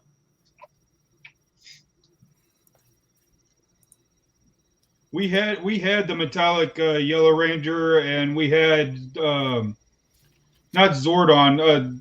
Oh man, I'm such a long time ago. The red dude that was with Rita. Lord Zed? Zed. We had Zed, and we had quite a few because Gabe was really into the Power Rangers, and then he got out of them, and so I think we ended up we sold those, but he got the money for it because that was part of his collection. Mm-hmm. He wanted to start collecting horror pops. So Not bad. Funny too, because I mean, there hasn't been that much in the way of horror pops lately. I've noticed. mm-hmm. It's funny. Really? I was at Spirit today. Well, no, I was at Spirit today, and they did not have any pops there. And when I asked the girl, because I wasn't looking to buy anything, I was just curious because I was killing time before my interview, and the lady was just looking at me like, do you have any Funko Pops? What's a Funko Pop? You know what? If I have to explain it to you, chances are the answer is no. Yeah. I've swung by two of my local Spirit Halloweens for weeks, and they still now don't have the Sam, they don't have the Billy, they don't have either of them. Wow. I finally got mine in the mail. Well, this you just got yours a few days ago. I saw it on Instagram. This Spirit store that I was in, everything was so packly tight. It's like you had to grease yourself up just to get through the aisles. And now, granted, I'm a big guy, but there was people like half my size, and they were like, trying to squeeze. Like, wow, man, whoever did this floor plan, I hate to see if a fire breaks out. Hey, Chris, I'm good to see what he has to trade for it. If you want to have him send me a message or something. I'm trying to trade my metallic Ghost Rider for a couple things. So you have a metallic Ghost Rider? Yeah. I think I might be sending someone your way that I know has been looking for. Yeah. Their exact words were, if you find someone that has a metallic Ghost Rider, that's my grail piece. Send them my way. So I'll have them get in touch with you. There you go, Mikey. Oh, nice. Nice. Very cool. I will definitely, in fact, as soon as I get off the stream, I'll message them and let them know that I found someone that has it. And then I'll have them what I'm looking for is a Leonidas, a authentic Leonidas, and or Ace Ventura. I will. They do a lot of mystery boxes, so I'm not sure if they have either one of those, but I'll check with them and have them get with you. But those are two awesome ones that I know are very highly desired and long acquired by a lot of people. Yeah, Chris, no, you're not getting it for $2. No. add about 3 more digits in front, at least another 3 digits. We're good, man. So. So these aren't too bad. I mean, as far as detail goes and everything. There's the nice. The Tyrannosaurus. So it's not that bad though. No, they're not that bad. I mean, it's a toy. Mm-hmm. It's not meant for, I guess this is for your basic collector, maybe. I still would love to be able to get the actual the big one, the Legacy Edition. Didn't they come out with one with the Super Megazord? Where Tommy's goes in and changes him. Yeah, I've got the Dragon Zord, and that combines with the Legacy Edition Megazord. Mm. You ever seen the show The Toys That Made Us on Netflix? Oh, I love that show. Yeah, the Power Rangers one I absolutely loved, and I'm hoping that they make some more of those because it's really a nostalgic show. I love that show. Yeah. I love that show. Yeah, I learned a lot about Power Rangers watching that show. They do Power Rangers, Masters of the Universe, G.I. Joe, Hello Kitty. Yeah, I love that show. Wrestling. Yep. In fact, I think the creators of that show just came out with a new series called The Games That Made Us. Yeah, I watched those too. I'm a gamer, so I seriously feel like such a nerd watching it, and not that that's a bad thing because that's an awesome term to me. I love watching those shows because it gets me pumped up. It reminds me of a lot of Funko and why I collect, what people talk about, when they get the avid collectors that talk about, I have this many in my collection. I've been collecting for this long. I love those freaking shows. It makes me feel, I don't know. I get excited when I watch those shows. Oh, speaking of gaming, hopefully here in about 2 weeks, I'll get my Assassin's Creed Valhalla in. And you will not be hearing from me for about 2 or 3 weeks. Beverly probably won't even be hearing from me for about 2 or 3 weeks. Okay, I've been waiting for Assassin's Creed to make that game. So yeah, I was going to say, it's been a long time coming. Mm-hmm. Oh, speaking of, if anybody has the European Assassin's Creed of Jacob in the top hat, please let me know. It was only in Europe. Really? Yeah, I think they got it for $25. It's a $25, $30 pop, but I have not been able to find it at all. I will ask some of my overseas Funko friends. I appreciate it, man. Yeah, because Honestly, I can't say I've seen it myself. Oh, nice. Well, it's overseas.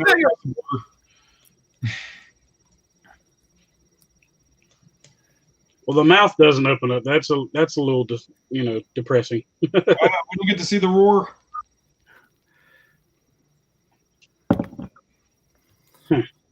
The mouth and the teeth, on that, are like one of the most iconic parts. Well, it's the hand too. That's how it grips.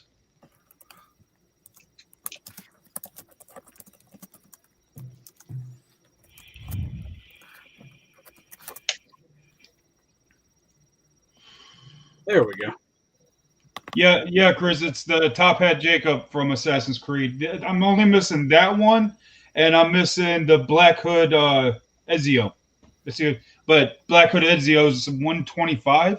So. Wow.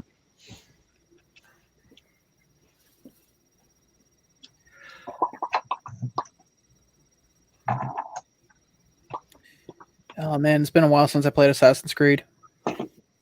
I'm a Assassin's Creed junkie. I have books. I have action figures. Oh, I do have a pickup that's not Funko related. Yes, but have you ever dived off a building into a small pile of straw? Oh, nice. Not since I was a kid. Well, you should try now. Tyrannosaurus.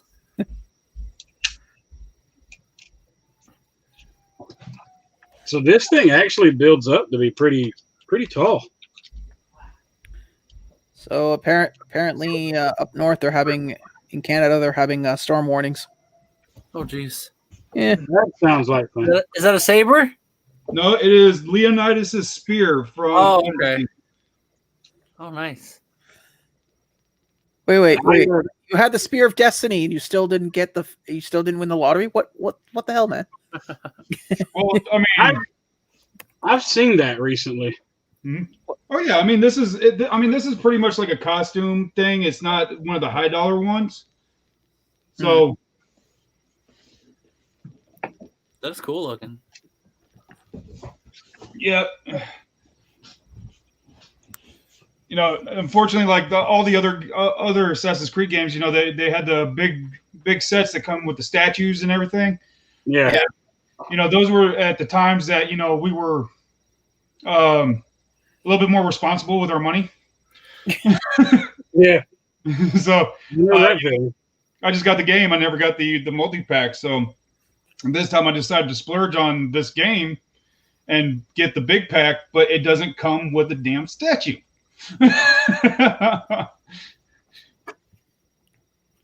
Comes with a bunch of add-ons that you'd have to pay for anyway. That's cool. That's how they get us.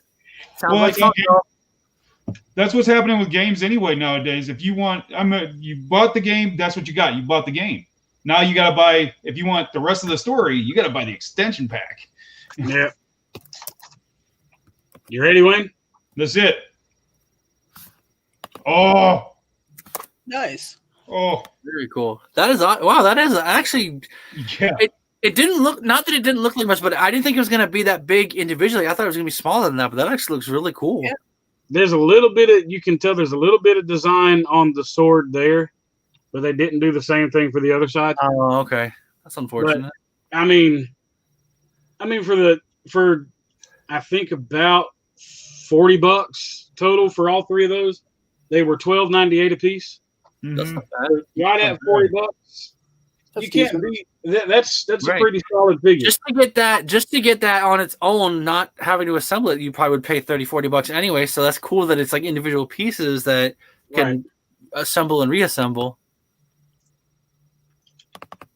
Yeah, you could take them out, put the pieces of the Zords on top of the pops that they correspond to, and then, you know, just one day you want to feel like, you know what? I want a Megazord today.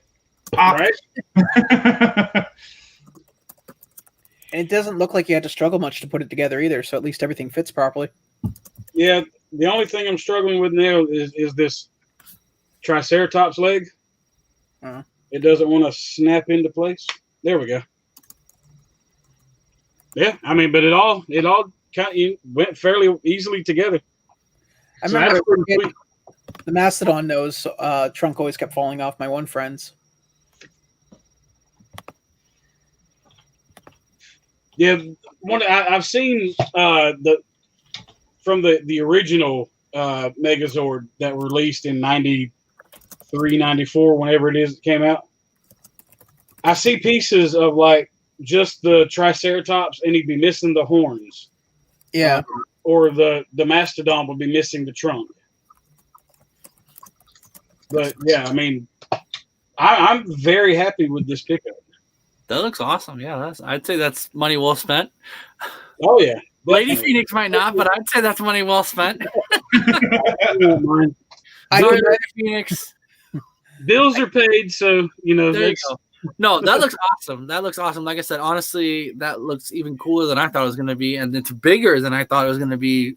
Yeah, it's bigger than I thought it was going to be too. But. I was going to say I can either agree or disagree with such comments. Without my attorney present. But I don't know. I still say I could put a decent deal. That's all that is. What? I missed something. Lady Phoenix says, as long as I get her something. There you go. Oh.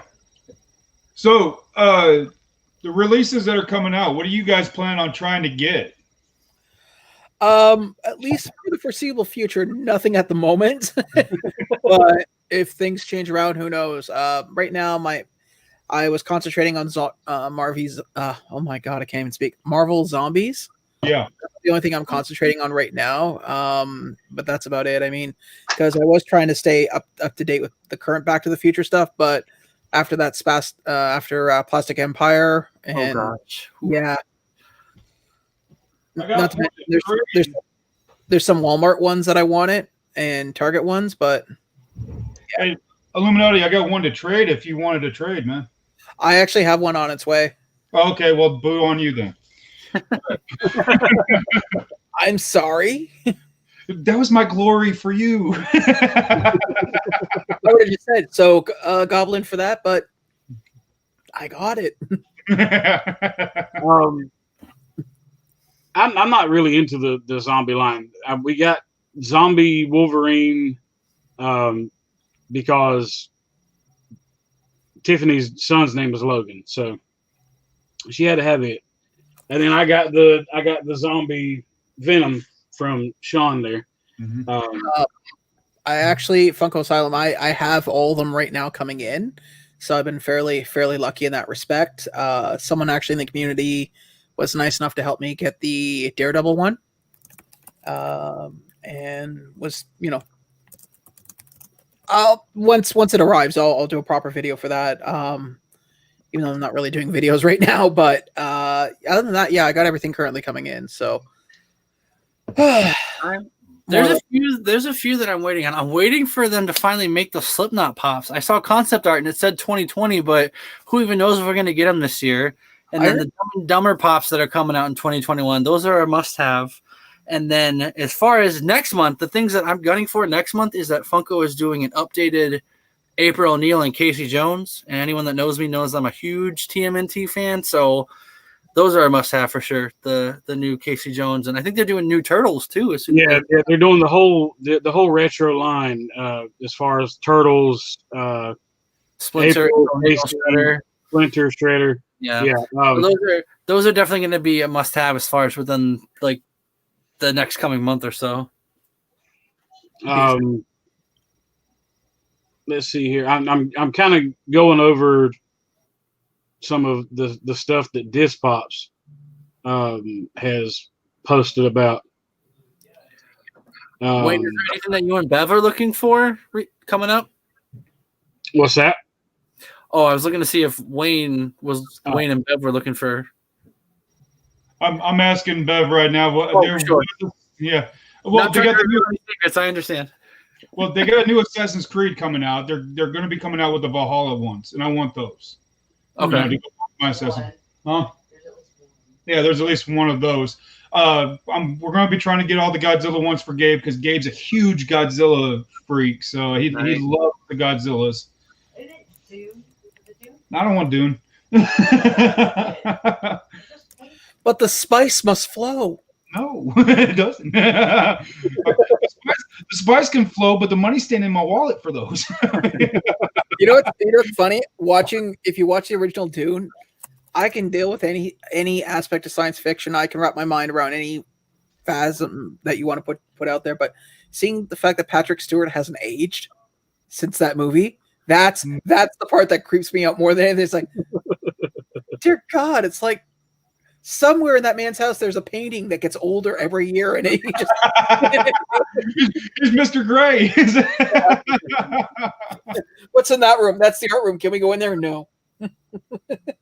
Okay, there's two that I'm really sad that I missed out on, but the new Jay and Silent Bob reboot pop, I missed out on that one because we had to get stuff for the kids, and the cutie corn came out today. Oh yeah, I saw. Yeah, Yeah, I actually wanted to get that just because the person who did my my logo is the person who designed that. Yeah, but it's Funko Hollywood Shop only. Yeah, I know. And I saw a guy. He literally. I didn't see the guy, but I mean, there was a post. Yeah. Okay. Very nice. That was one of the last things I. And the irony was, I bought it, and then like 2 days later, so I was like, well, I'm gonna look at this for a while. It's my first autograph pop, actually. Yeah. Yeah.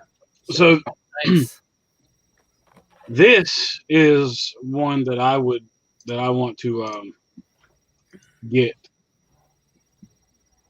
See if I can. There we go. Oh, yeah. Metalhead. Yep. Gotta have the metalhead. For sure. I had that toy whenever I was growing up. Mama J, did you get any? That's awesome. And it appears that I am completely out of pop protector, so that's going back in the box.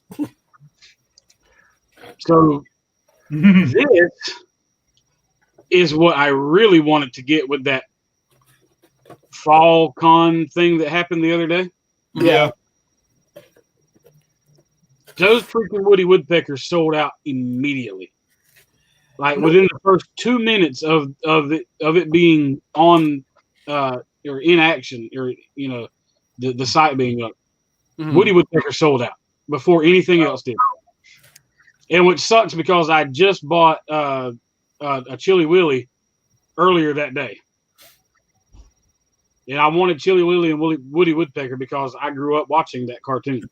But I was able to pick up Marty.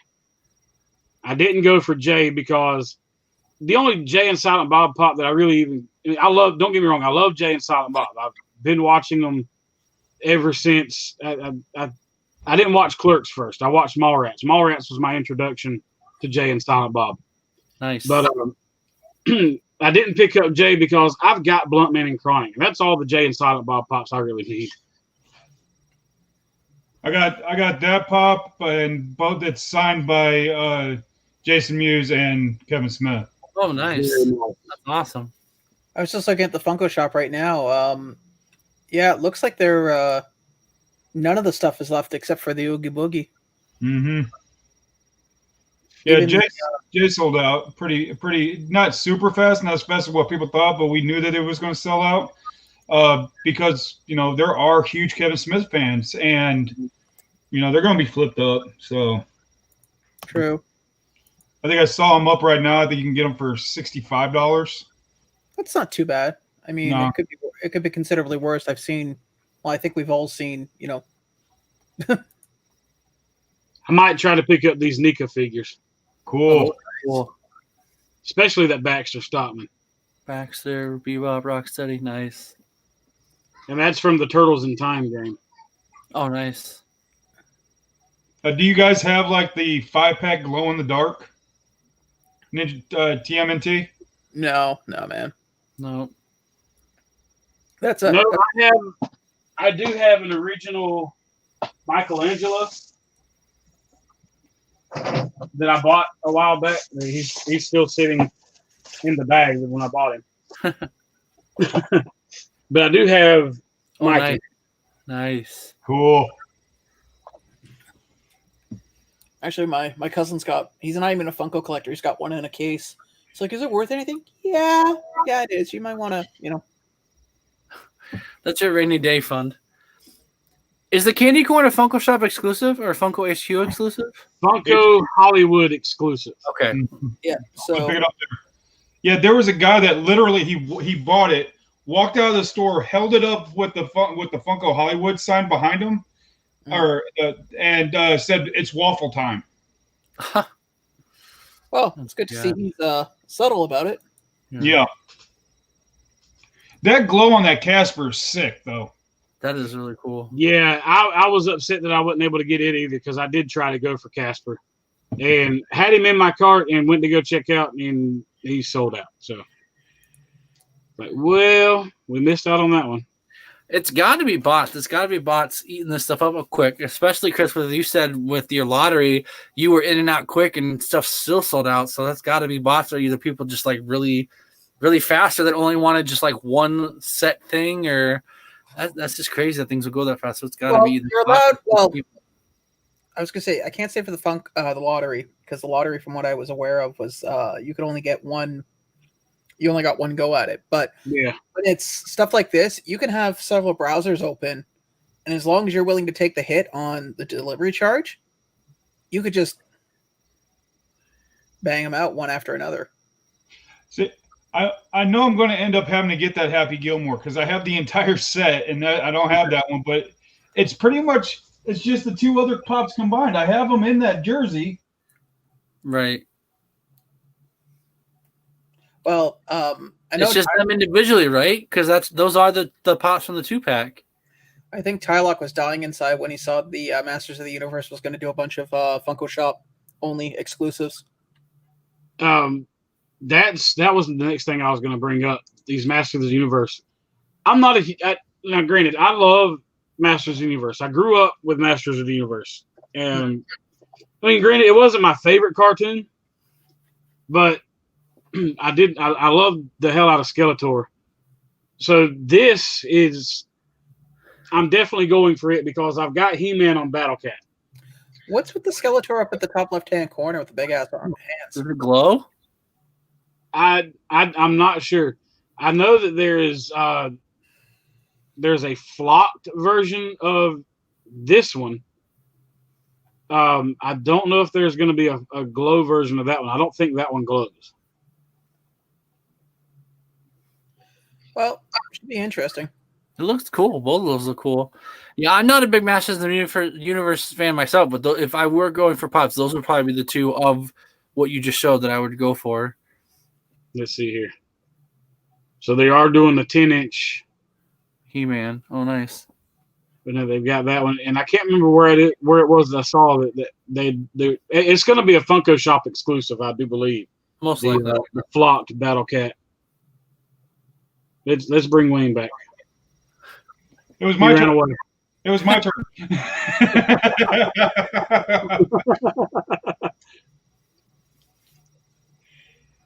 I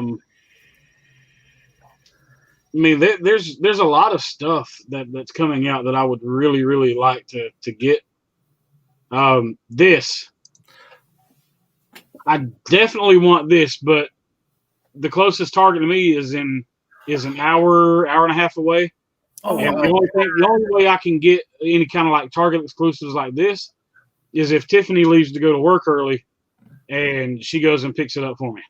Oh my God.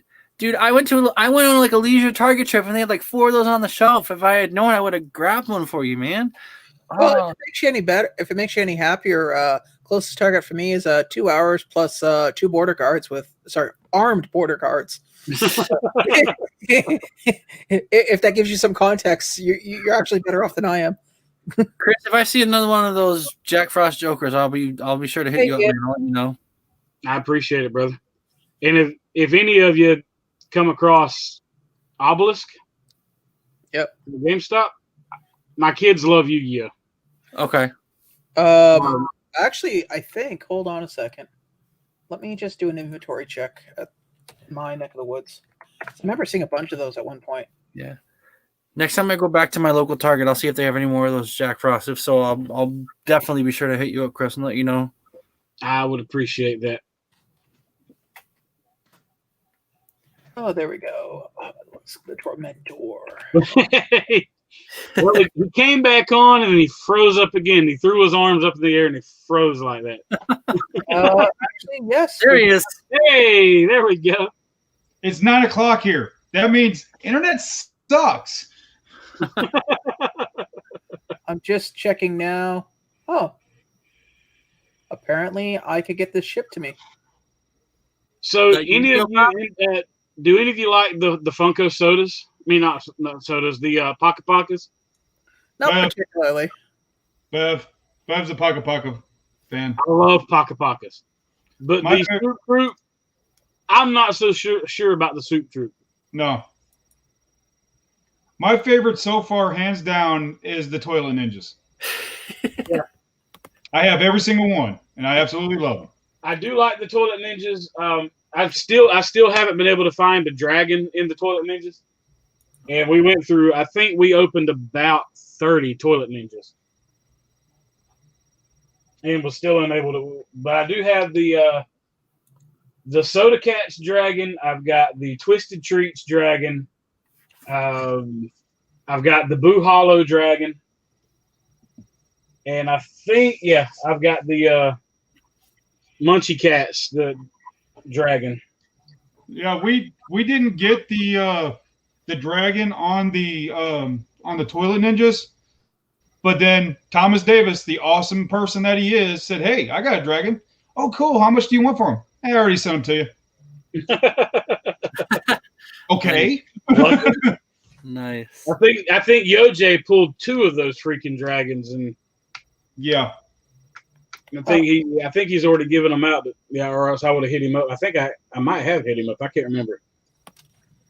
And I think Beverly's pretty much stopped with the Pocket Pockets and is really on to the unicorn things. So I went to GameStop today. Speaking of unicorns, and it's not really a unicorn. They had. Let me see if I can pull this up right quick. Like I'll take this off of share screen for a second. They had the weirdest looking freaking things I have ever seen in my entire life, and one of them being the Power Ranger collector that I am was like, okay, this is kind of cool. But then I remembered exactly what it was.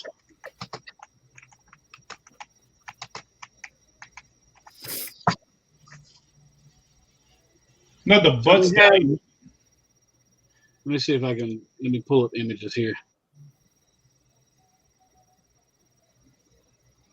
See if I can get a good one. This is one of them I saw. This one is the one that appealed to my Power Ranger collector in me, but I just couldn't bring myself to doing it. Oh, My Little Pony. Yeah.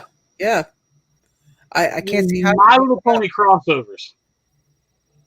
So I went to GameStop. They had this one, and they had. And the worst part is, I'm a Ghostbusters fan, and I just saw Ghostbusters 1. It's like, no, I'm good. Yeah, they've got there's the Ghostbuster one there. I'm good. It's different. I would never be able to live that down with some of my friends. They'd come in and go, "Is that what I think?" Yeah, it is. Okay, keep moving.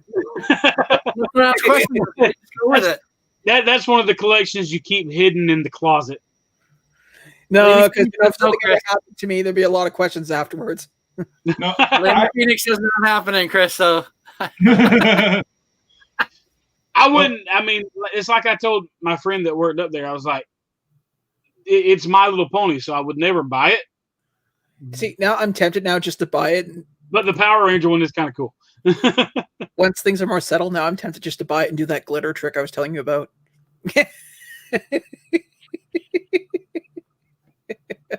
You would do that, wouldn't you? Yeah, on a slow day, definitely. Especially in the winter. Get kind of bored here in the winter. There's not much to do. especially now with a lot of things starting to close up again. See, well, before I start freezing again, the sad thing is that Bev has a very big My Little Pony collection. It is on a shelf next to our bed. I can't help but think it's not her collection. You're just trying to, cover yourself. I love how his camera just froze. Look at his eyes. Well, that's what print screen's for. Done. Thank you. Boom. Done.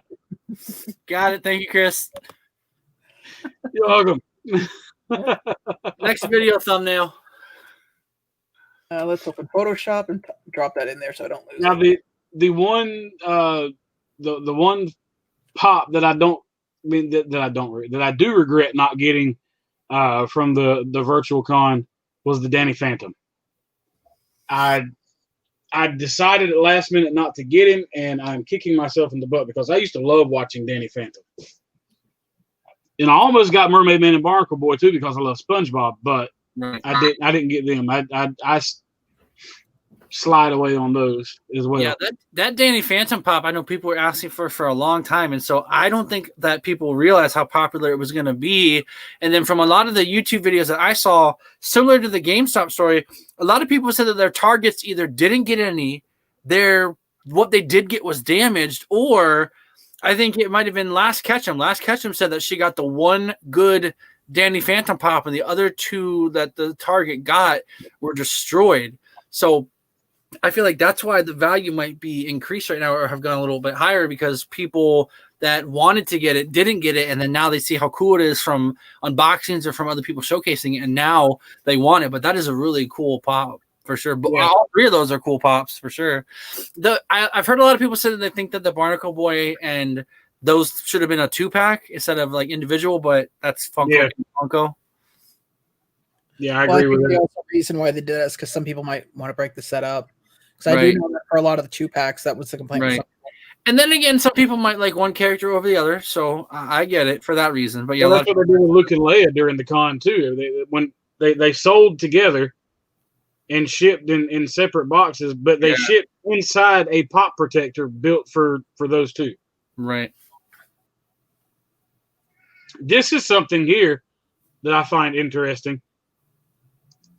The Boba Fett. You see what I'm looking at here? Yeah. That is a Fall Convention 1,000-piece shared sticker. Yeah. You paid $100 for this pop because you got the sling to go along with it. But this was a Funko Shop only item. If I'm going to pay $100 for something like this and it's limited to 1,000 pieces, it damn sure better not be a freaking shared sticker.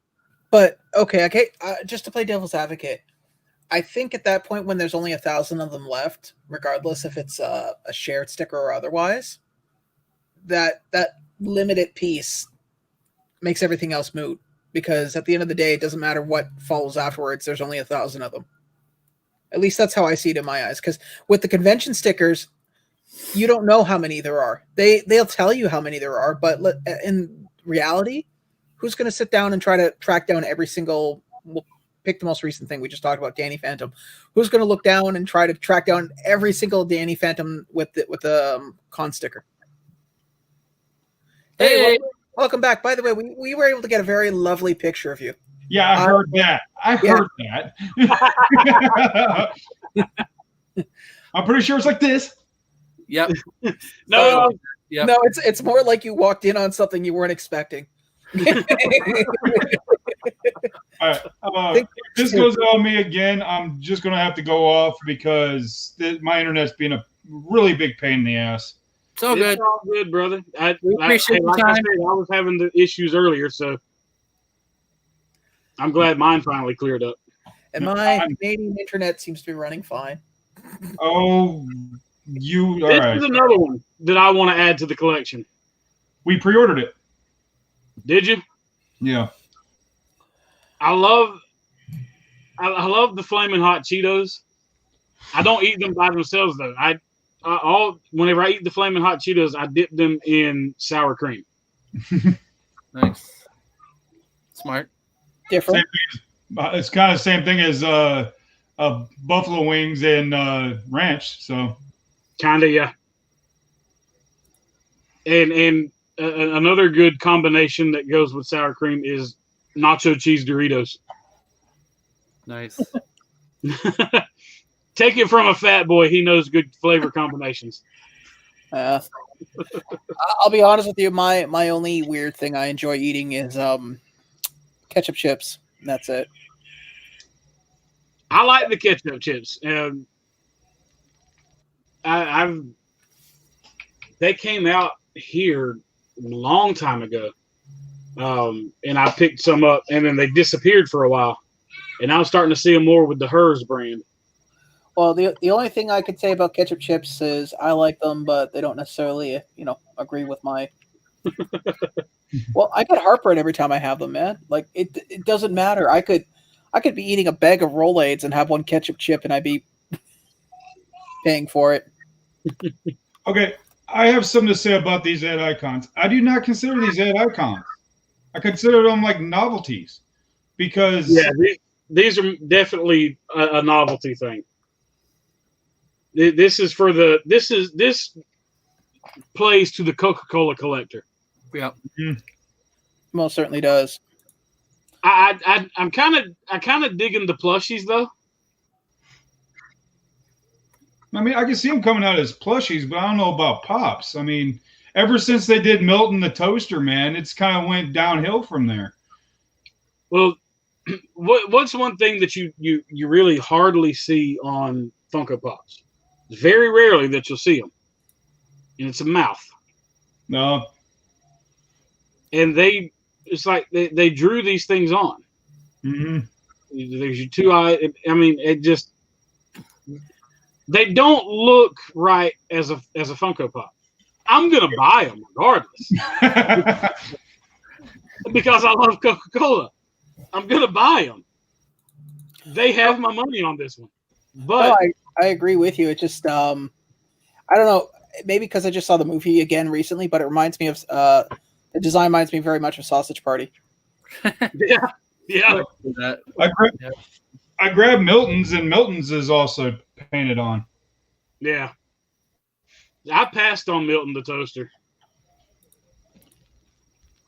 We got here's the donuts pop. Yeah. There's the plush, there's the pop. I'm probably going to get it because I love the Hostess donuts. Well, I mean, how come they haven't made... Sorry. The one I'm definitely going for, though, is the Oscar Mayer Wienermobile. Yeah. I'm glad they didn't make that a 4-inch pop.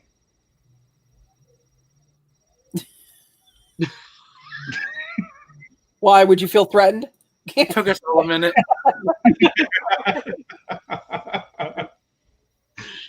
A little inadequate, I feel attacked. The thing is, how come they haven't made the Hamburger Helper glove? If they're doing all these faces and stuff, Hamburger Helper glove.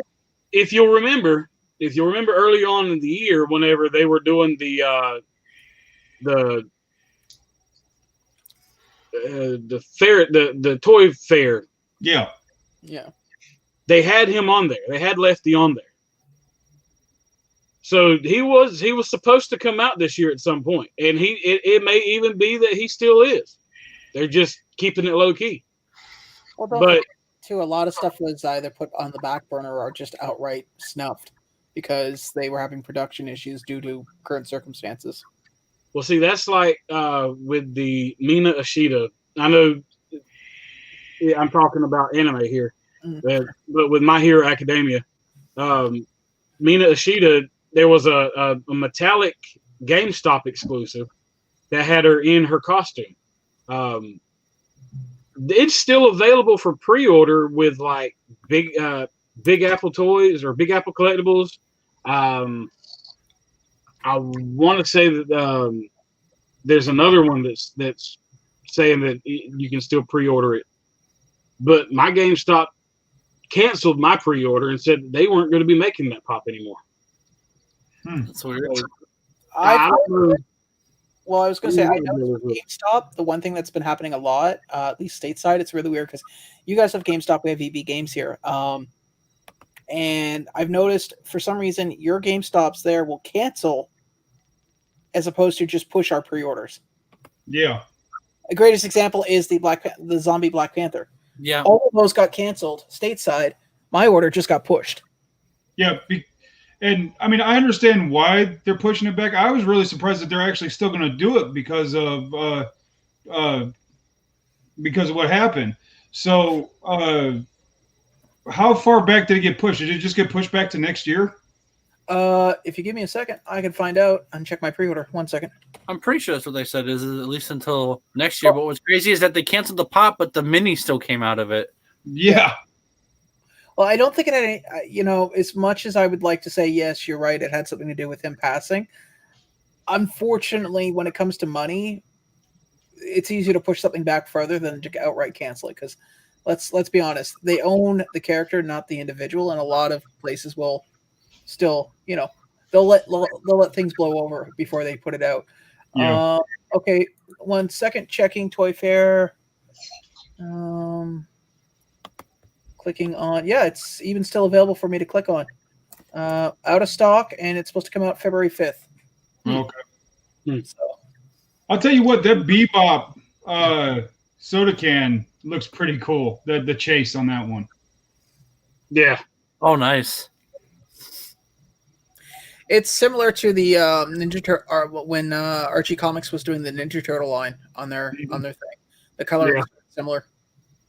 And that's probably another one I'll pick up too, because I've got whenever I ordered the Chili Willy soda, the person that was selling Chili Willy and the Leonardo soda. So I got them both for a really good price. So I'll probably end up collecting the Ninja Turtle line of sodas as well.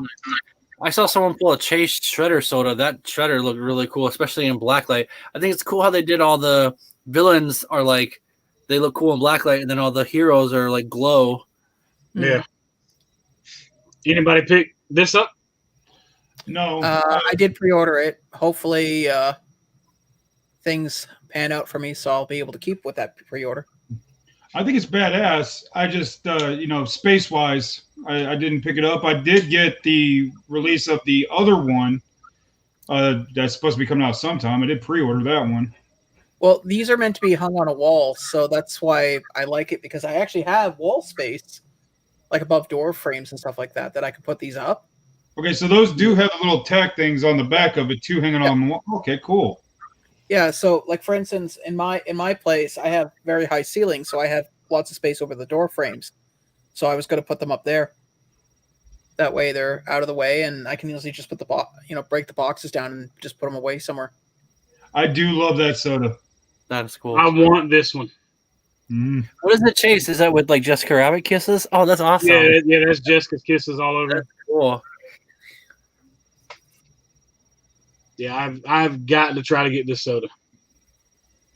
Please. I think it's available for pre-order on Spastic.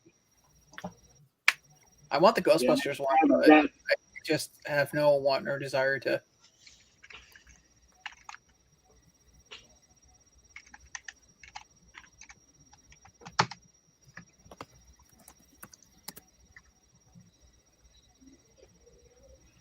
Yeah, that thing is crazy expensive. It's very, very cool. What's that? Oh, the siren. The Gula Starbucks logo. Yeah.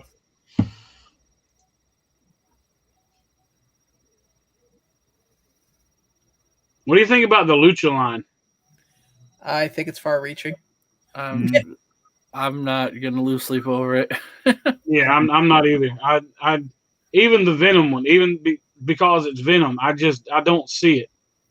I was saying to Albie, because we were talking about things, and I just said, it's one of the rare times that it was probably best that I lost my job around this time, because there's a bunch of stuff that just got put out that I have no interest in, and I'm not going to be sitting there going, I still love that Blade Runner set. That Blade Runner set is awesome. It has all the key moments in the movie. So, but that luchador line, I mean, I know it's going to sell big in Mexico, in South America. So, most definitely, they're definitely playing to the Mexican audience for sure on that one. Hey, luchador is very big here in Canada. We really love our luchador. Ask me to name anybody, or there we go. $14 for the pre-order on Roger. 14 for Bebop. That Mando is kind of cool though. I like cool. Ghostbusters one is cheaper. Yeah. Well, the Flash is cheaper too, and Secret Squirrel. That's weird. I figured Flash would be worth a little more. Hey, Dead Zone. Hey, what's up, Dead? Dead Zone. What's happening? Appreciate you stopping by. Now, Chris, for that Boba Fett, instead of it being 1,000 pieces, do you think that it should have been 500 pieces con exclusive and 500 pieces shared exclusive? My thoughts on it is if they were going to do a shared exclusive, they should not have limited the run. Mm-hmm. That makes sense. I also think too, if they did what you were saying, that was just add another layer of people complaining. And I think at this point, Funko has kind of had their fill of complaints. Funko doesn't really care about our complaints. They don't. No. Well, no, I think at the end of the day, they don't care. No, I think they care on the basis of it's a hassle to deal with it, because eventually, if you get there is such thing as bad press, at least in their respect. So, mind you, I mean, I also know a few people that got screwed over on this side of the border from the lottery, who won the lottery, but due to some logistical issue regarding, because you had to log in under the same account and it had to be to the same address and so forth. Apparently, some people didn't take that into consideration and could not, even though they won the lottery, they couldn't get anything. That's weird. Well, because here's the thing. Let's say, for instance, I don't use my reshipper in California. I use my P.O. box in Buffalo where I can drive down and pick stuff up. I can't get across the border right now unless I'm a business. And then I have to put down that, I have to prove that it's a necessity, which regardless of what border guard you're dealing with in what country, those guys have no chill. Yeah. So you try to convince them, yes, this toy is necessity. I need it to live, please. Anytime I've ever tried to contact Funko, like customer service or anything, has been twice, and I always get the same response. Thank you for bringing this issue to our attention. We'll look into it. That's all I ever hear. I've never brought any issue to them, just because as somebody who worked in customer service, it's like, if you want to make just some advice, if you ever want to make somebody stop caring about your problem, never say you work in the business or you do something similar. Because as soon as you do that, it's like a switch in people. Yeah. It's like, it's not a secret brotherhood. There is no handshake. There is no tattoos or scars. There is no brother and sisterhood of the CSR. So I might end up pre-ordering these two. I care nothing about the chases. I don't care about the chases I think either. The commons look better than the chases, honestly. Yeah. Yeah, well, the only reason why I want these is because I've got the Freddy Funkos. Yep. I wanted those two and the rides. I didn't care about them when they were getting their hair cut. Right. So I got those two, the rides, and their other commons, the one where they're in their plain clothes. That's the only ones that we got. I still think right now, opportunity by not flocking this. That should be flocked. Thank you. That's going to come out. It's going to be a comment, and a month later, they're going to flock it, and it's going to be on the Funko Shop. That is a missed opportunity right there, because that flocking on a ride makes sense, and that could be the first ever flocked ride. They already made one. They've already made one. There's a flocked ride? Yes, and it's Skeletor on top of his Panther. Okay, that makes sense. Well, okay. Yeah. You're right. I didn't think of that. You're right. Yeah, I was talking about that earlier. Maybe they'll make it the first sound Funko, where you pick it up and you hear the most annoying scream in the world.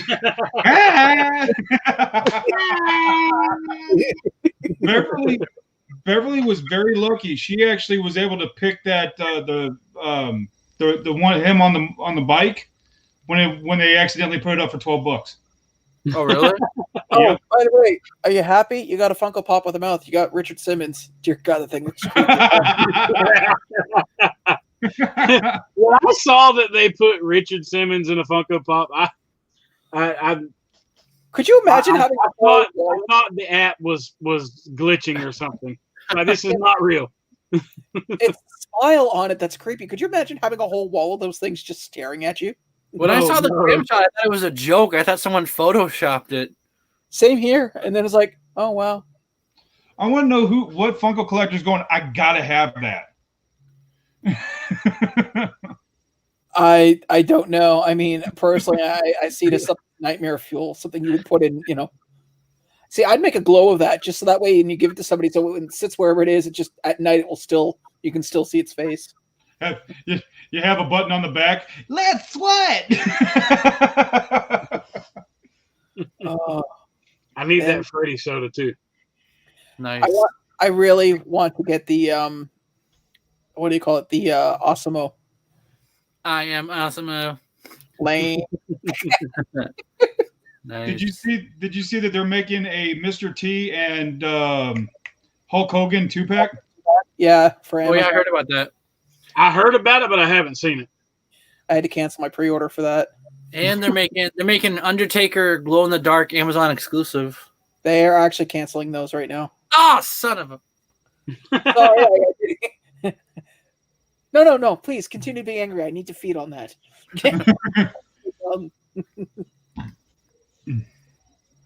Now, you guys see the Grimace? If you scroll up, there is a girl that I knew, and her name was Carrie, and I didn't know this, but she bought a purple jacket, and she was similar to the shape of Grimace. She went to high school. That poor girl. Probably the first time I ever felt sorry for a total stranger until I got to know her. Now, for those McDonald's pops, did the Fry Guys get canceled? Because I've never seen them, but they're pictured on the back of the box.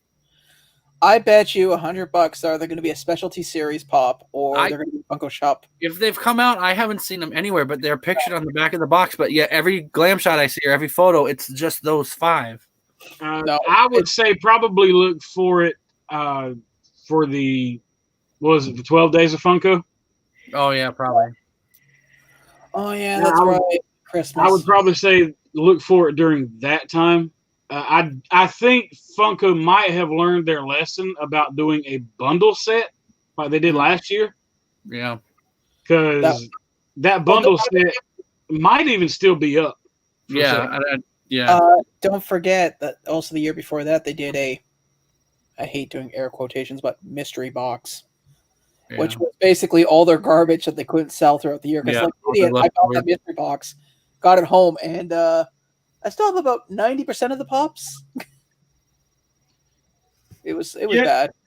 Yeah, go ahead and do this on mystery boxes, man, because if it's not a channel doing mystery box, you got companies doing mystery boxes, man. It looks like it's starting to go downhill for mystery boxes.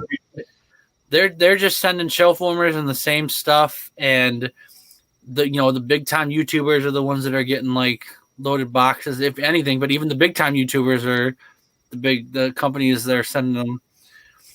Well, actually, I mean, your mystery boxes and your holiday one is gone. I just checked.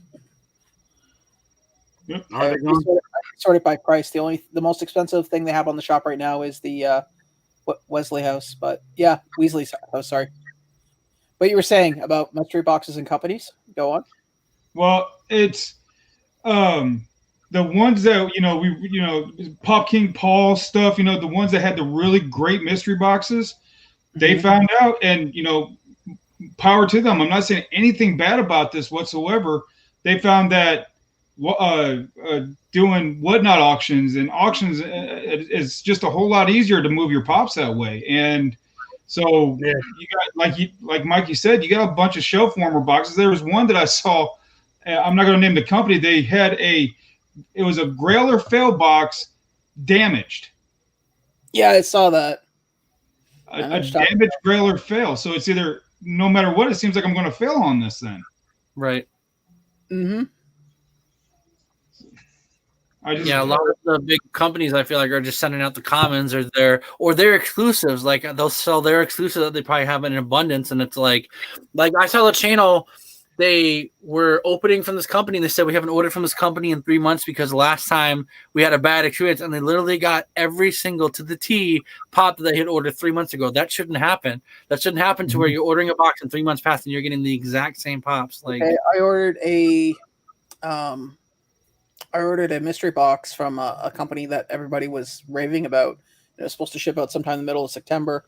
It's been over a month now. Granted, not my diligence, but I need to get an email out going, hey, so what's the deal here? You took my money, which is cool, but I need to know, are you going to send it? And if not, can you please refund my funds back? Because not cool. Is that a states-based company, or is that a Canadian?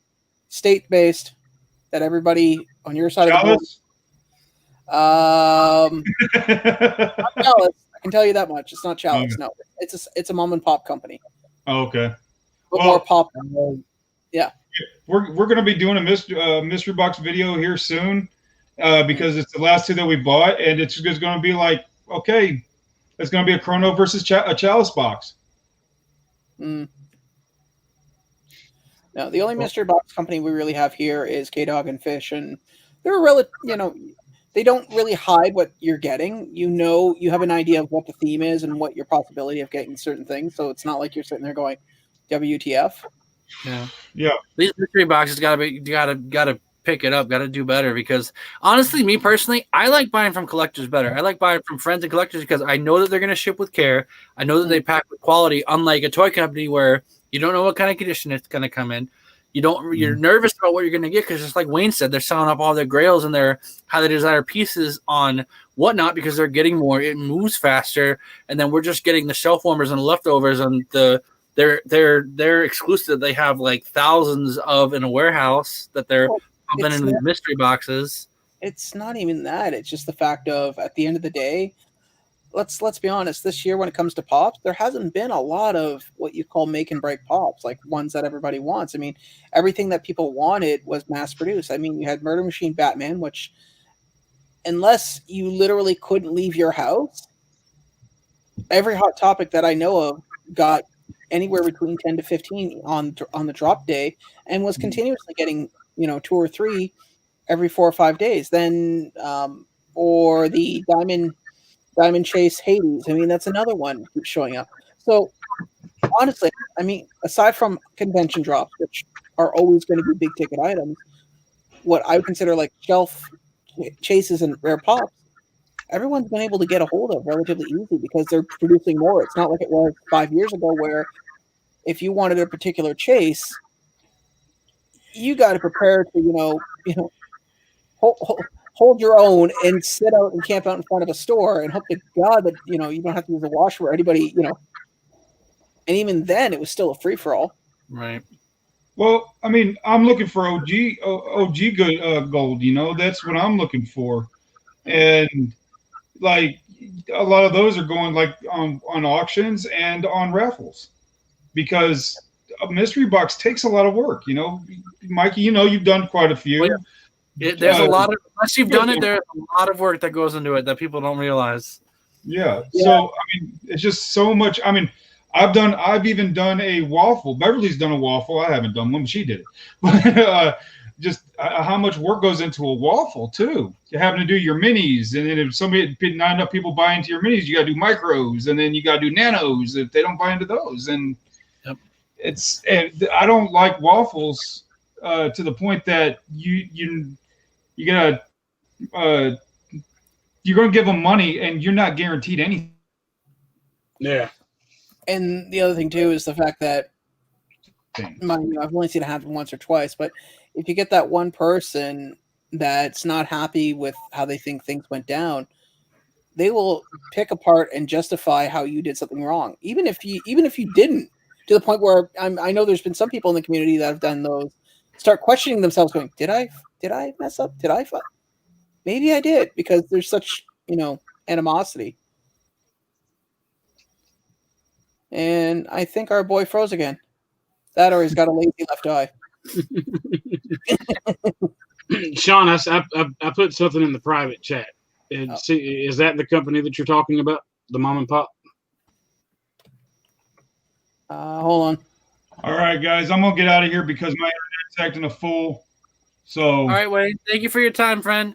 You Take guys care, see man. me? Thanks for stopping by. I really appreciate it, man. Appreciate your time, Wayne. Thanks for stopping in. Hey, Chris, for having me on. Thanks for having me on. This was fun. We're gonna do this again. Have a good night, Wayne. Hey, take care, man. Be safe. No. There it is in private chat. That's the individuals. Well, that was my next guess. And my problem is that I don't want to speak out against them because I know for a fact that even if you have a legitimate grievance, you're in the wrong. Yeah. So I'm waiting on the same amount. And I haven't contacted them, but it has been almost 2 months since I ordered. In fact, I ordered the night that I did the game show with Wayne and Bev. And really? Yeah, I ordered from them that night during the live stream. Like I was over here on one screen clicking away and I got 10 boxes and I'm still waiting. It's been right at 2 months now. Well, here's my thing, and whoever's watching or listening, my thought is I understand people have a lot going on in their life. I personally have a lot going on in my life. However, I have made, just to give an example, because I can only be accountable for myself and not other people, I've made agreements with people prior to my current life situation. I made agreement with Chris. I made agreement with the person that I originally was going to get, that I did get the pen off of, because I put a little money onto it just to hold it in place. And the gentleman who you got the pop for, I made an agreement with him. So I'm trying to tie up all these loose ends. That way, the only thing I need to worry about is paying my bills. That's why I'm not buying any more pops. That's why I'm keeping trying to cut my expenses down. But that's me. That's my problem. And I'm not going to let other people get screwed over by my situation. I gave my word. I'm going to follow through on it, and the rest is on me. That's fine. I can deal with that. The problem is that the people that us three are talking about, and if people will pretend they're called ABC Company for the sake of discussion. ABC Company, I know that if I say something, there is a very large fan base that will say this ABC Company has, life problems and, how dare you, go after them for that. And it's like, well, I'm not going after them. I'm going after their practice of what they're doing. You can't put a product out, take money for it, set a date, and at least not contact the person back and say, hey, look, I can't meet my deadline due to XYZ reasons. Do you want your money back, or are you preferring to wait? I think that's a reasonable way of handling business, at least in my point of view. Because any job that I've ever had, I would say very, very, very rarely have I ever had an employer that's like going, hey, man, you look like you got a lot going on in your life. We're going to, we'll give you some space. They don't care. Right. So, I don't know. And the worst part is, too, is that I can't even talk to them on their Instagram because they've set it to private. So, I got to do everything through email. The one thing that I dislike about the way they handle their business is they go away on trips and everything with, during times where these things are supposed to be released. And it wasn't just a couple of weeks ago that they were near me. Oh, wow. And I saw that. And like somebody was on a live stream the other day going around at a pop swap, and they were there. See, now I'm more motivated. Before I was. Yeah. I think that's my goal this weekend. I noticed most of the release dates that they said they were going to have them shipped out have already come and passed. Yeah. One of the boxes I did get from them, and this could be the reason why. I don't know, because one of the boxes I did get from them said that they weren't going to ship those out until they all sold out. So I don't know if they're going to just wait to ship all of my stuff until all of those boxes sell out. But then what if those boxes never sell out? What are you going to do then? Well, that's why I was saying I think what they need to do is they need to, I don't know. See, the problem is like, for instance, this order went through on July 29th. Okay. And the funny part is I'm probably going to have to contact my CC. And let's take a look to see what their original wording was on this. Yeah. That was the part that really left a sour taste in my mouth and rubbed me the wrong way. Is don't tell me that you have money problems and financial issues, but you're traveling and you're in states that I know are not your own, that you don't live in. That's what really bothered me. Well, I'm also, so it says here, beginning project shipping Thursday, September 17th, 2020, or when all boxes have sold. Well, clearly that's not the case. Right. Also, if you're selling all your boxes, that's great and wonderful, but perhaps maybe you should put a counter on to let people know. That would probably save you some trouble. Right. And like Chris said, what if how do we know? How do we know unless they tell us they sold out? They could be sold out now and we don't know. So how does the community know that? That's what really bothers me. Yeah. And then and if you bring it up to them, there are consequences. Yeah. We've all seen it. Yeah. Oh yeah, definitely. They are not shy about it, which is, it is what it is. Their business. They're going to run the way they want to. It perplexes me because they've become friends with some. I'm not going to go say major YouTubers, but I mean they in the pop community, they're pretty high name channels, pretty prominent channels, even though they don't view themselves as them. They are prominent channels. Mm-hmm. And no problem getting their boxes. I mean, granted, they even say, well, it's taken about a month, but still, you have yours. Now here we are. We're waiting. Here it's going on 2 months for me. 2 months for you, Mikey. A month and a half for you, Sean. Yep. I mean, it's. Well, here's the thing, though. My thought process is that I'm not really concerned whether they have who they have in their pocket and who they don't. That's the least of my concern, actually.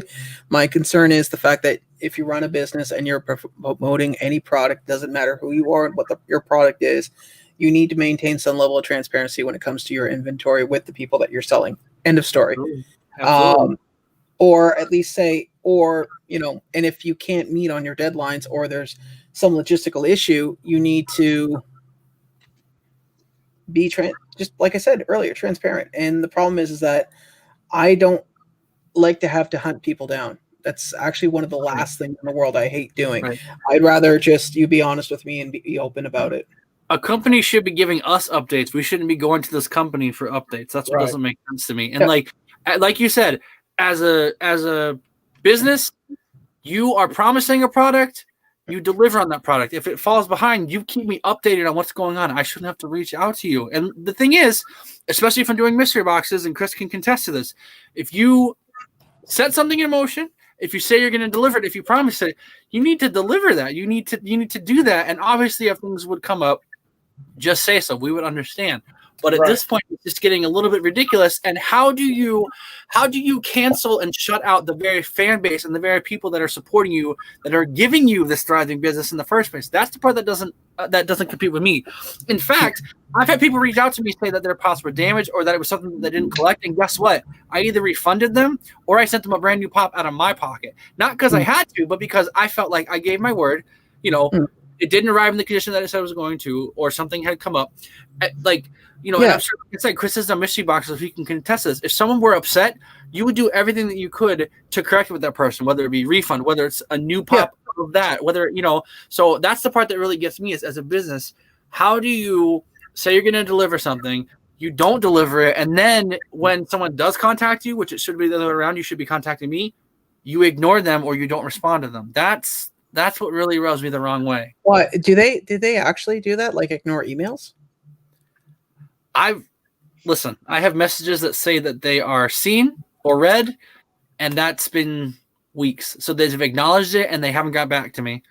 Listen, if I'm busy and someone is reaching out to me, I say to them, hey, let me get back to you. Not a good time, whatever. And I can understand maybe a day, but for weeks on end, yeah. And then the second you complain, guess what? They're going to cancel the order.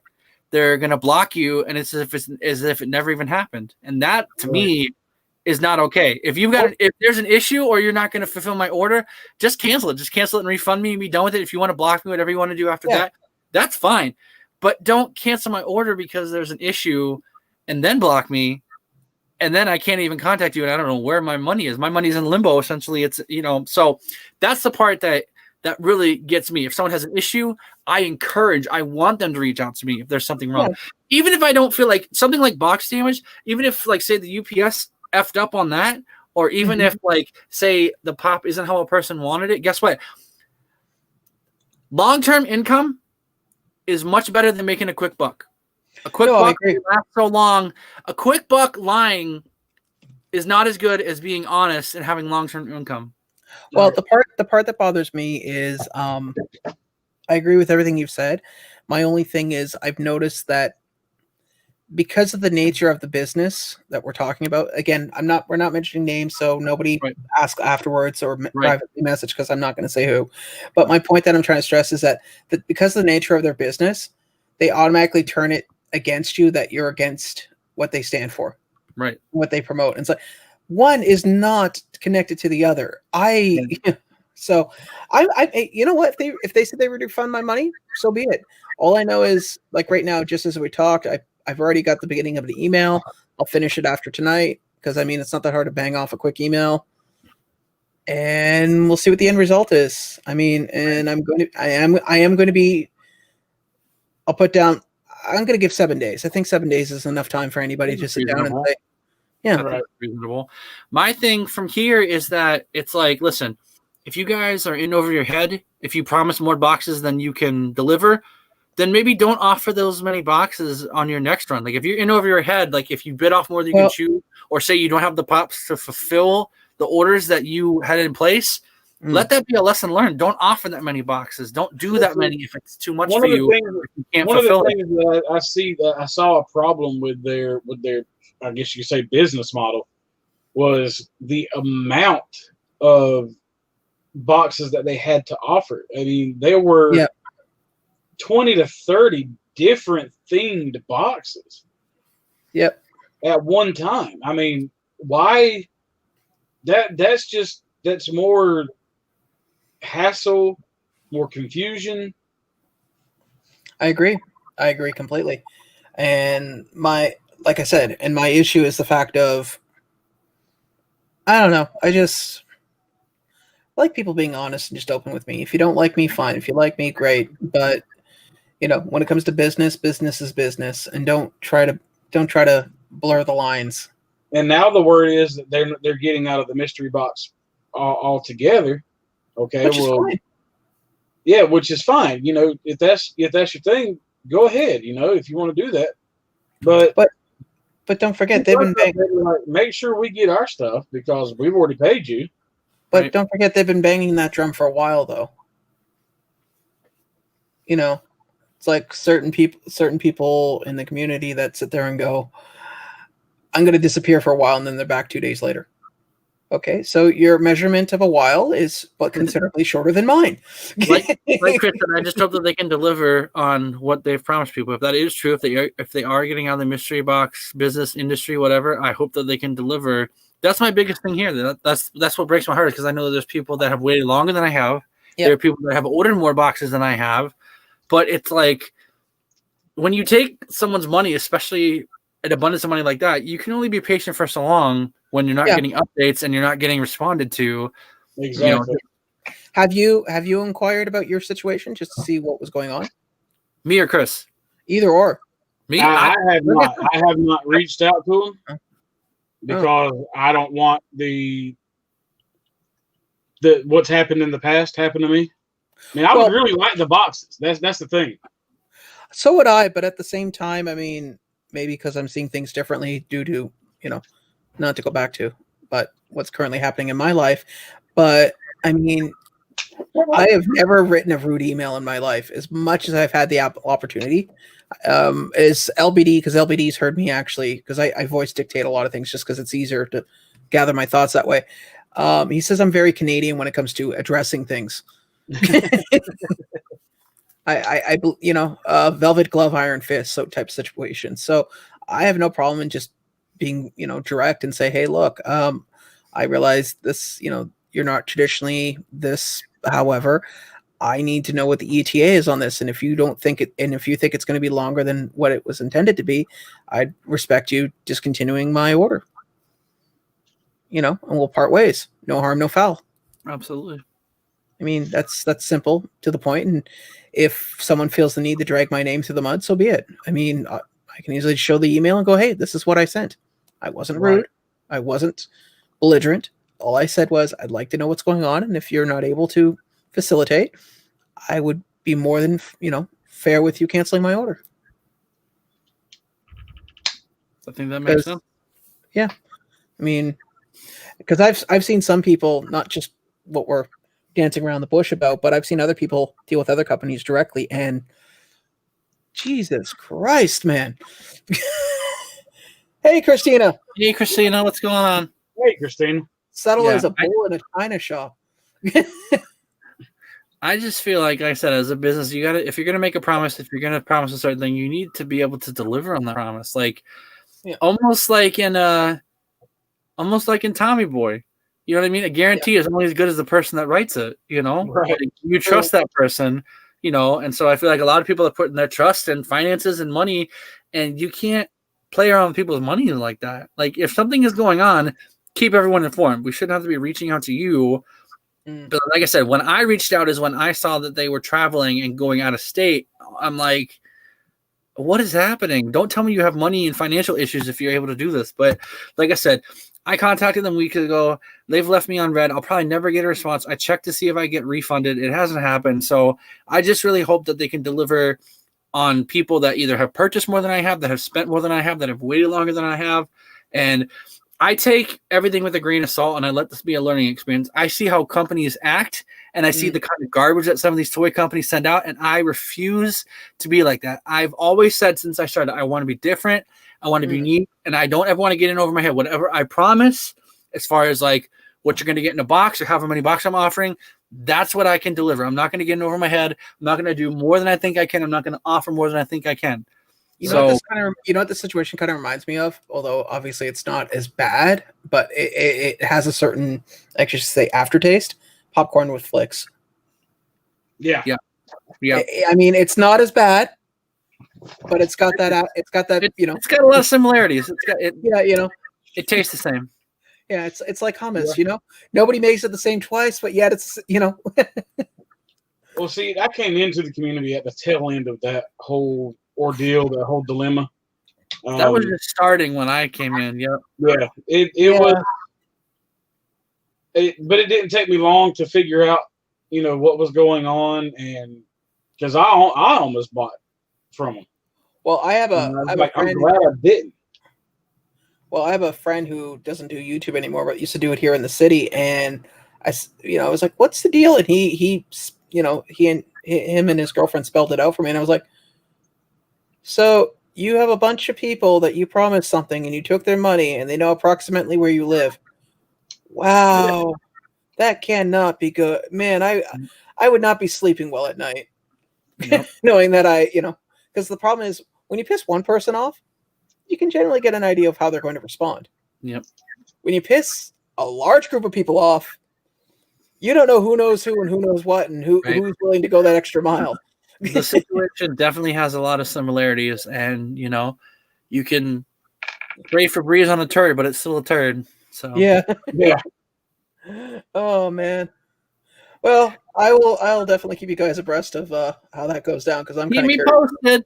Same, Chris. Keep me posted. I would sure love to know. Yeah. Right. Well, you'll realize when next thing I know, I'm starting to people are starting to turn tail and show their teeth. You said they were dead. No. I really hope that they turn it around. I really do. Them and some other companies, I really hope that they turn things around for themselves, because the direction that it's going, a lot of even the big time YouTubers aren't wanting to do mystery boxes from companies. They're just buying out collections, or they're buying stuff off Whatnot, or they're buying Facebook Marketplace. They're not really doing the toy company. Well, the problem with mystery boxes too is the fact that, I mean, they're either, like you said, shelf warmers, which is fine. Right. Okay. It is what it is. And then there are ones where it's like, get my $400 mystery box. Yeah. I've only ever bought from 2 toy companies in the probably year and a half that I've been doing YouTube or been in the collecting. I tend to buy from collectors. Like I said, I tend to buy from collectors because they're transparent. Most of them, they tell me what I'm going to get. Wording is everything to me. Wording and the pictures, and I pay attention. So I can tell a good box from a garbage box. And so, like I said, I've only ever ordered from two toy companies. And that's because they had like really good sales. But other than that, every other trade or purchase I've ever done has been from a fellow collector, because they tell me what I'm going to get. They're not shy about the condition it's in. You know, I know that they're going to bubble wrap it, or there's going to be a protector of some sort, or, you know, a collector keeps me informed, because I'm the same way. I ship exactly how I would expect to receive. Exactly. Huh. You know, I'm curious. I was just looking at the people we were talking about, and their phone number isn't on their website, but when you type in the address, it shows it. I'm almost tempted to just call it at the respective time and see if somebody's willing to speak with me. Hey, Toy Box Treasure Hunters. Hey, Toy Box. It was wild. Yeah. When it first, like Chris said, when I was first coming in the community, I think like the first week, all I kept seeing was videos like scam, popcorn and flicks. And I'm like, what is this all about? It was a big, I mean, we're still talking about it now. That shows you how big of a deal it was. Right. So you can only imagine a year and a half ago when all this happened. I do know someone, and not personally, but I do know someone from the community that did order a box. And in the video, every single pop was damaged. It was not we'll say, popular character. It was like obscure pops. They were all damaged. And I don't even think the box made value. That's the thing. They waited months for the box. It was damaged. So literally everything that could go wrong did go wrong. It was late. Everything was damaged. They didn't make value. And that's like, those are 3 of the worst things that you can do when you do a mystery box, essentially. And they did it all in one. Yeah, that I just remember the thing I was told was them doing mystery boxes and always pulling out grails. Oh yeah. And it was original. And then people realized they weren't grails. They were just taking stuff from their own collection. Like, well, they took all that money that they got from everybody selling their mystery boxes and everything. They took that and bought their top grails. Which, you know, there's no problem in that as long as you deliver your boxes. Right. But see, that's the thing, though. They scam people. They scam YouTubers, Funko collectors out of their money for some shit pops. Yeah. I'm surprised nobody could buy your grails. Right. And then they made a video on it to shove it in our faces. Yeah, exactly. They made a video on it. I'm just surprised that it never went to like a legal aspect of things, because I don't know how the law works in your neck of the woods, but you can hear it can. Do you guys know what a lien is? Yeah. You can get a lien against a company if there's a product issue. Well, see, that's the thing, though. They weren't a company. They were an individual. You can still get a lien against an individual if they're selling you goods and services. They found ways around pretty much anything and everything. They were very sneaky in the way that they did things and how they went about it. Last I ever heard of them was that apparently people were showing up because they were staying at one of their parents' places, and people were either showing up or parking out front. So I'm imagining that must have caused some issues with their living conditions at that point. And then what sealed their fate, though, if the whole mystery box ordeal wasn't enough, what sealed their fate was the beef that they started with was Pop King Paul, I believe. Oh, really? That I didn't know. I believe it was them. They had posted a video. They had got that's back whenever Pop King Paul was curating mystery boxes. Mm-hmm. I think they had a curated box, and something happened with it. It wasn't up to their expectations or whatever. They trashed him in a 3-part video, and then they ended up deleting the second one and keeping the apology videos. Like it was the second and third one I think that they deleted. But they ended up making an apology video. Oh, we don't have anything against him. It's just the way that business was handled. And I'm thinking, you did the exact same thing to the people that you sold mystery boxes to. Mm. Yep. So this is really like the pot calling the kettle black. That is so hypocritical. It's not even funny. Yeah. Wow. Yep. They got all salty about it. And it's like, how do you think that you've treated all these people? The amount of money that you've made off these boxes that you promised, like they were just no good from what I hear. Just absolutely. Hopefully that I mean, I don't think we'll ever hear or see from them again. Okay. Well, not much you can do about it now, right? Right. Like I said, if nothing else, I wish no ill will on anyone, but I really just hope these mystery box companies get their stuff together, because if not, I mean, the community is already starting to see through it, and it's only going to get better before it gets any worse. So they need to clean up their act. Here's the thing. They need to deliver on what they promise. Here's my take on these companies that are doing mystery boxes and the lackluster mystery boxes they've been putting out. It gives us the opportunity to put some out ourselves that we know are going to be geared towards what people are collecting. Right. It's like with my mystery box run. We'll just put mine out there. Every pop that was in it came out of my collection. And yeah, some of it were some commons, but they weren't low end commons. Right. They were commons that had some value to them. And I guaranteed a value. And whenever I first put them all together, it was just single pops. And I chose ones that were 25 and above. Mm-hmm. And whenever I saw that a bunch of them had fallen in value because I kept up with it up until the time that I was releasing them, that's whenever I decided, okay, well, they've fallen a few dollars. I'm going to throw another pop in. That was actually Tiffany's idea, because I was going to try and go back and pick other pops that I didn't want to get rid of, but I was going to get rid of them anyways because I had committed to this mystery box run. But she's like, well, why don't you just throw an extra pop in there and that builds the value right back up? I was like, you know what, that's a good idea. Like I was only wanting to do one pop per box, but 1 to 2 pops. It's good. And I still gave, put in there some really good, Mikey. Yeah. You delivered on what you promised, and that's what sets you apart. Anyone that didn't get your first round of boxes, man, I'm telling you right now, they missed out, because you put some fire in there, and that's what it's all about for me. Like, you can tell a good box from a bad box when you do them as much as I have, and you absolutely delivered on what you said you were going to, and that is huge for me. Like, you pretty much have my business for life. Anytime you do a mystery box, I will reach out to you. And same thing, I've had people reach out to me saying, like, thank you for making, like, honest boxes. Thank you for making inexpensive boxes, because they're like, I'm so sick of toy companies. I'm so sick of getting the same pops over and over again.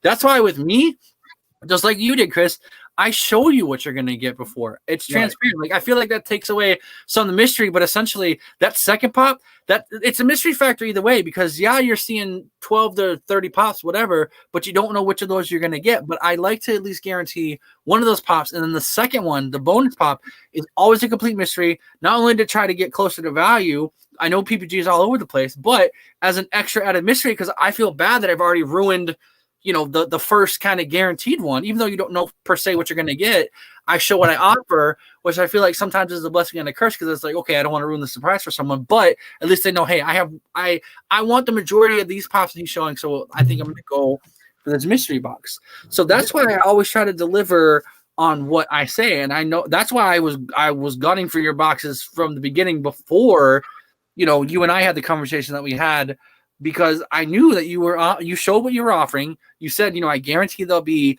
$25 at the lowest end. Everything was pretty much going to go up from there.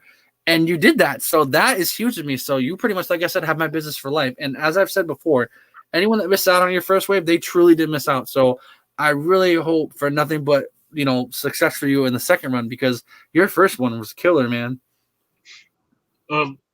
It's like with your boxes. A lot of the people that do mystery boxes, they look at the value and everything. Never, not once. I think I have checked the value, but I haven't. It was after the fact of the matter when I said I wasn't going to do it. So, right. well, let's just see what this one's worth. Right.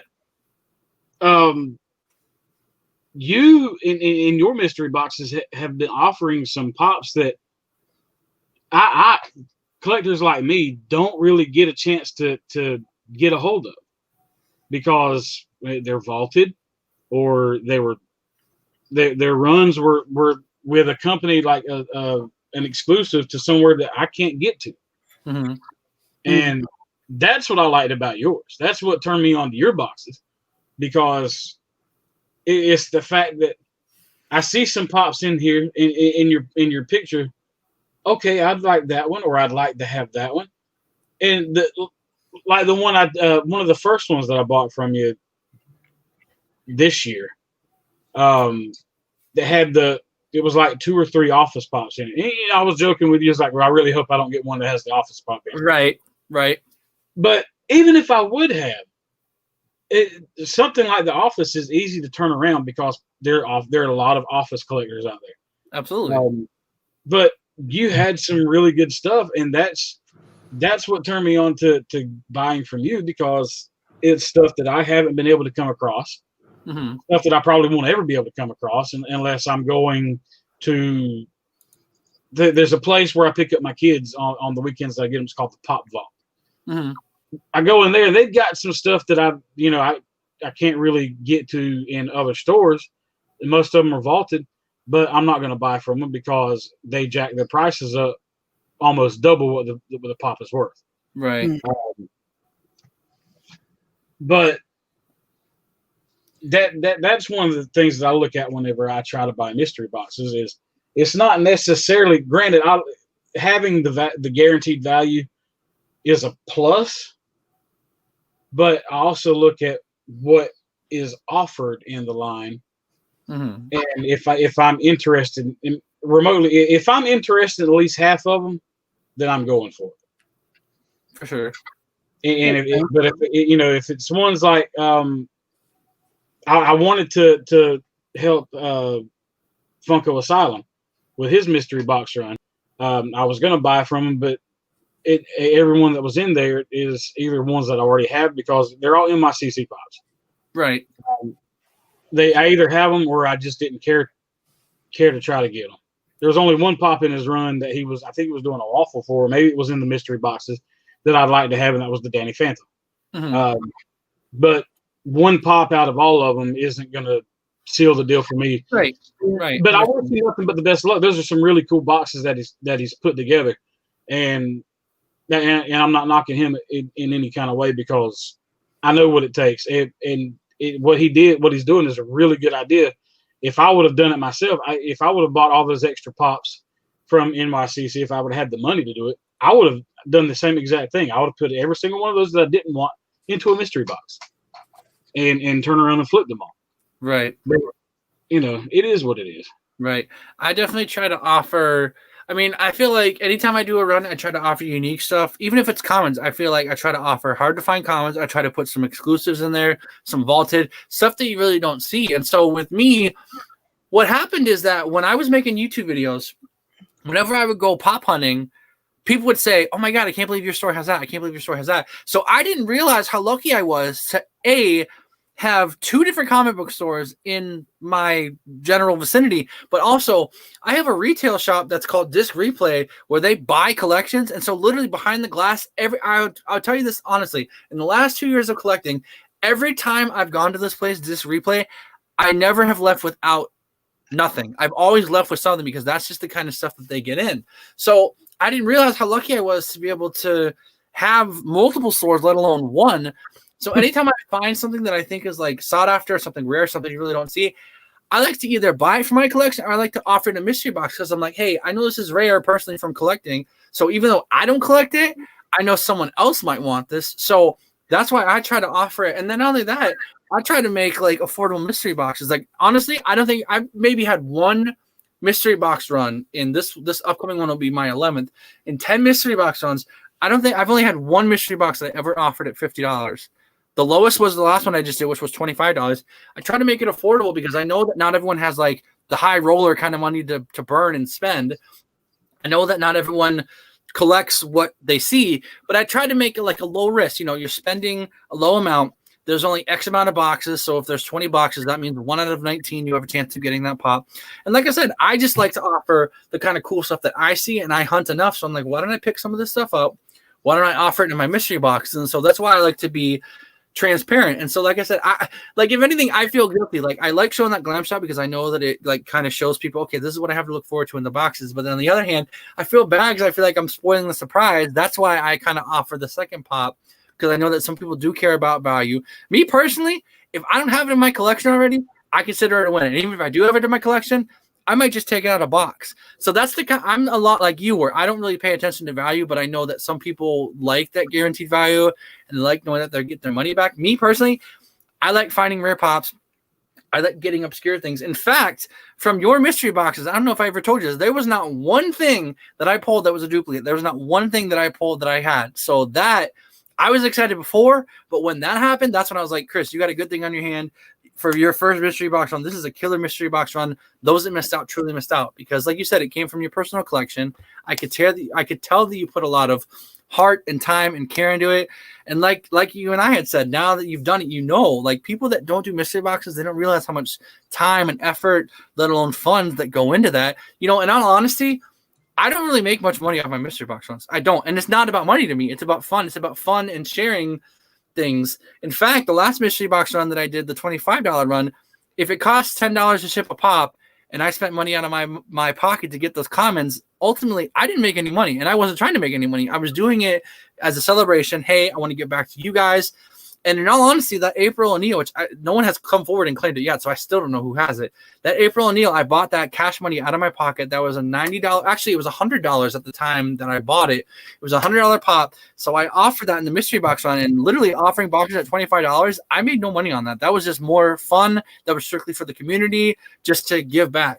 So for me personally, it's not about value. It's not about money. It's about making it fun. And I've had multiple people that, even though they may not have gotten the top hit ever or yet, they reach out to me and they say, hey, you're doing a good thing for the community. We appreciate that you're offering inexpensive mystery boxes, fun mystery boxes, different and unique mystery boxes from like your pins and your stickers. So that's what it's all about for me. I like to be honest and upfront and open and just share in the fun, because that's what it's all about for me. I don't care about making money. I want to see your video. I want to see how your pops make you feel. What kind of reaction do you have it? Do you not have it? Things like that. So sorry for my rambling, but I enjoy doing these mystery boxes, and it's a lot of fun for me. And so I just very much appreciate the support. And like I said, I can safely say from your first run, man, I'm sorry that it didn't go the way that you had planned, but you definitely have a killer system in place. And I really hope that, you know, you're able to do a second round or third round, whatever it may be. Because if you do, you know that I will definitely be there supporting it, promoting it, hyping it, whatever I can do to help out. So, well, there'll definitely be another round. There's a second round coming up as soon as Tony can get me his list of pops, and I can get them all valued and sorted into how I'm gonna box them up, because it will be at least two pops per box. Okay. He's got quite a bit that he's wanting to sell, and like I said, all the proceeds from that are going to go straight back to them. This is technically his mystery box run. I'm just the one hosting it, basically. Right. And it's just to help them out with their bills and the expenses of being gone for a week for my nephew's surgery. So that's what I have to look for on the next wave of mystery boxes for me. Now, my own personal mystery boxes I'm going to do will most likely be I'll probably do $15 $10 or $15 shipped. Nice. But there's no guaranteed value on those. There will be some. There might be some $5, $6 pops in there, but it's kind of one of those hit or miss. Yeah. Type mystery. Now, I'm not saying that there's not going to be anything not worth any value. Right. Whenever I do plan on having some pops in there that carry some value. Mm-hmm. But I've got, my collection has gotten so big now that I really need to weed it down. So that's what I've basically done with it. I've got 1, 2, 3, 4 boxes slap full of pops. Mm-hmm. That they just don't fit on, either don't fit on the shelves, or they're pops that I wouldn't be upset if I got rid of. Right. Understood. But that one will be coming next year. Okay. I won't do another personal one until after the new year. Makes sense. Only because of the holidays and everything.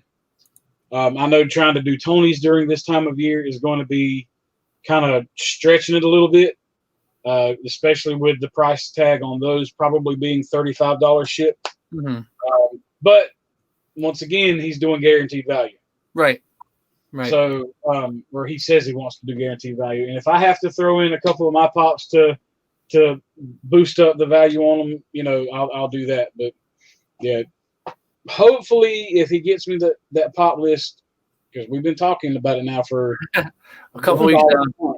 Yeah, a couple weeks now. Well, I definitely look forward to it. I definitely look forward to the joint run, and if there's anything I can do to help out, or if you need any advice or anything, obviously I'm always free. And then same thing, I look forward to your mystery boxes in the next year. So, and that's what it's all about to me personally, making those connections, making friendships, and having those kind of people to like lean on and go to for advice if you need it. So, but I definitely think you have a good idea between you and Tony, and between yours and the new year. So yeah, anything I can do to help out, be sure to let me know. But I'll definitely take part and support in any way that I can. So you'd be my hype man. You know it. For sure. God, that's awesome, though. I definitely look forward to it. And both of those sound awesome. So definitely count me in for those when the time comes. Nice. Well, guys, it's getting kind of late. Oh my. Yeah. I didn't even realize what time it was. Yeah. Time flies when you're having fun. Yeah, I didn't realize what time it was. Not a problem. All good. Yeah. Nice getting to chat with you guys. I had a good time. We're definitely going to do this again sometime soon. For sure. Especially with the group that we had here tonight, and then trying to bring in some more. Maybe getting a monthly get together. Yeah. Just hanging out. I'm down for that. Absolutely. I'll try to schedule it next time where Tiffany can be in here with me. We won't have the kids, and she's been out there in the living room. Thank you, Tiffany. Thank you, Lady Phoenix. You rock. Thanks. No, appreciate you hosting, Chris, and thanks for inviting me along. I very much appreciate everyone's time, and yeah, it was a blast. So we definitely got to do it again for sure. Well, I really appreciate y'all's time, and taking the time out of your day. Mikey, you taking time away from work. I feel like I have robbed you of some money tonight. Not at all. I had a blast, and I honestly couldn't think of a better way to spend a Friday night. So I appreciate you inviting me and letting me know. So thanks for keeping me in mind. And like I said, I had a blast. It was great chatting. I didn't realize the time. So no, I really did enjoy it. And so like I said, we'll definitely have to get together again and do this again sometime. So I'm sure it'll line up when the time's right. Right. All right. Well, for the 3 people that are watching still, thank you for hanging with us for the last 3 hours. 3.5 hours, I should say. Thank y'all. Appreciate it. It's been a lot of fun, and I cannot wait to do it again. So until next time, guys, keep it popping, flame heads, and we will see you later. Bye, guys. See you later, man. Bye, guys. Good night, everybody. Night.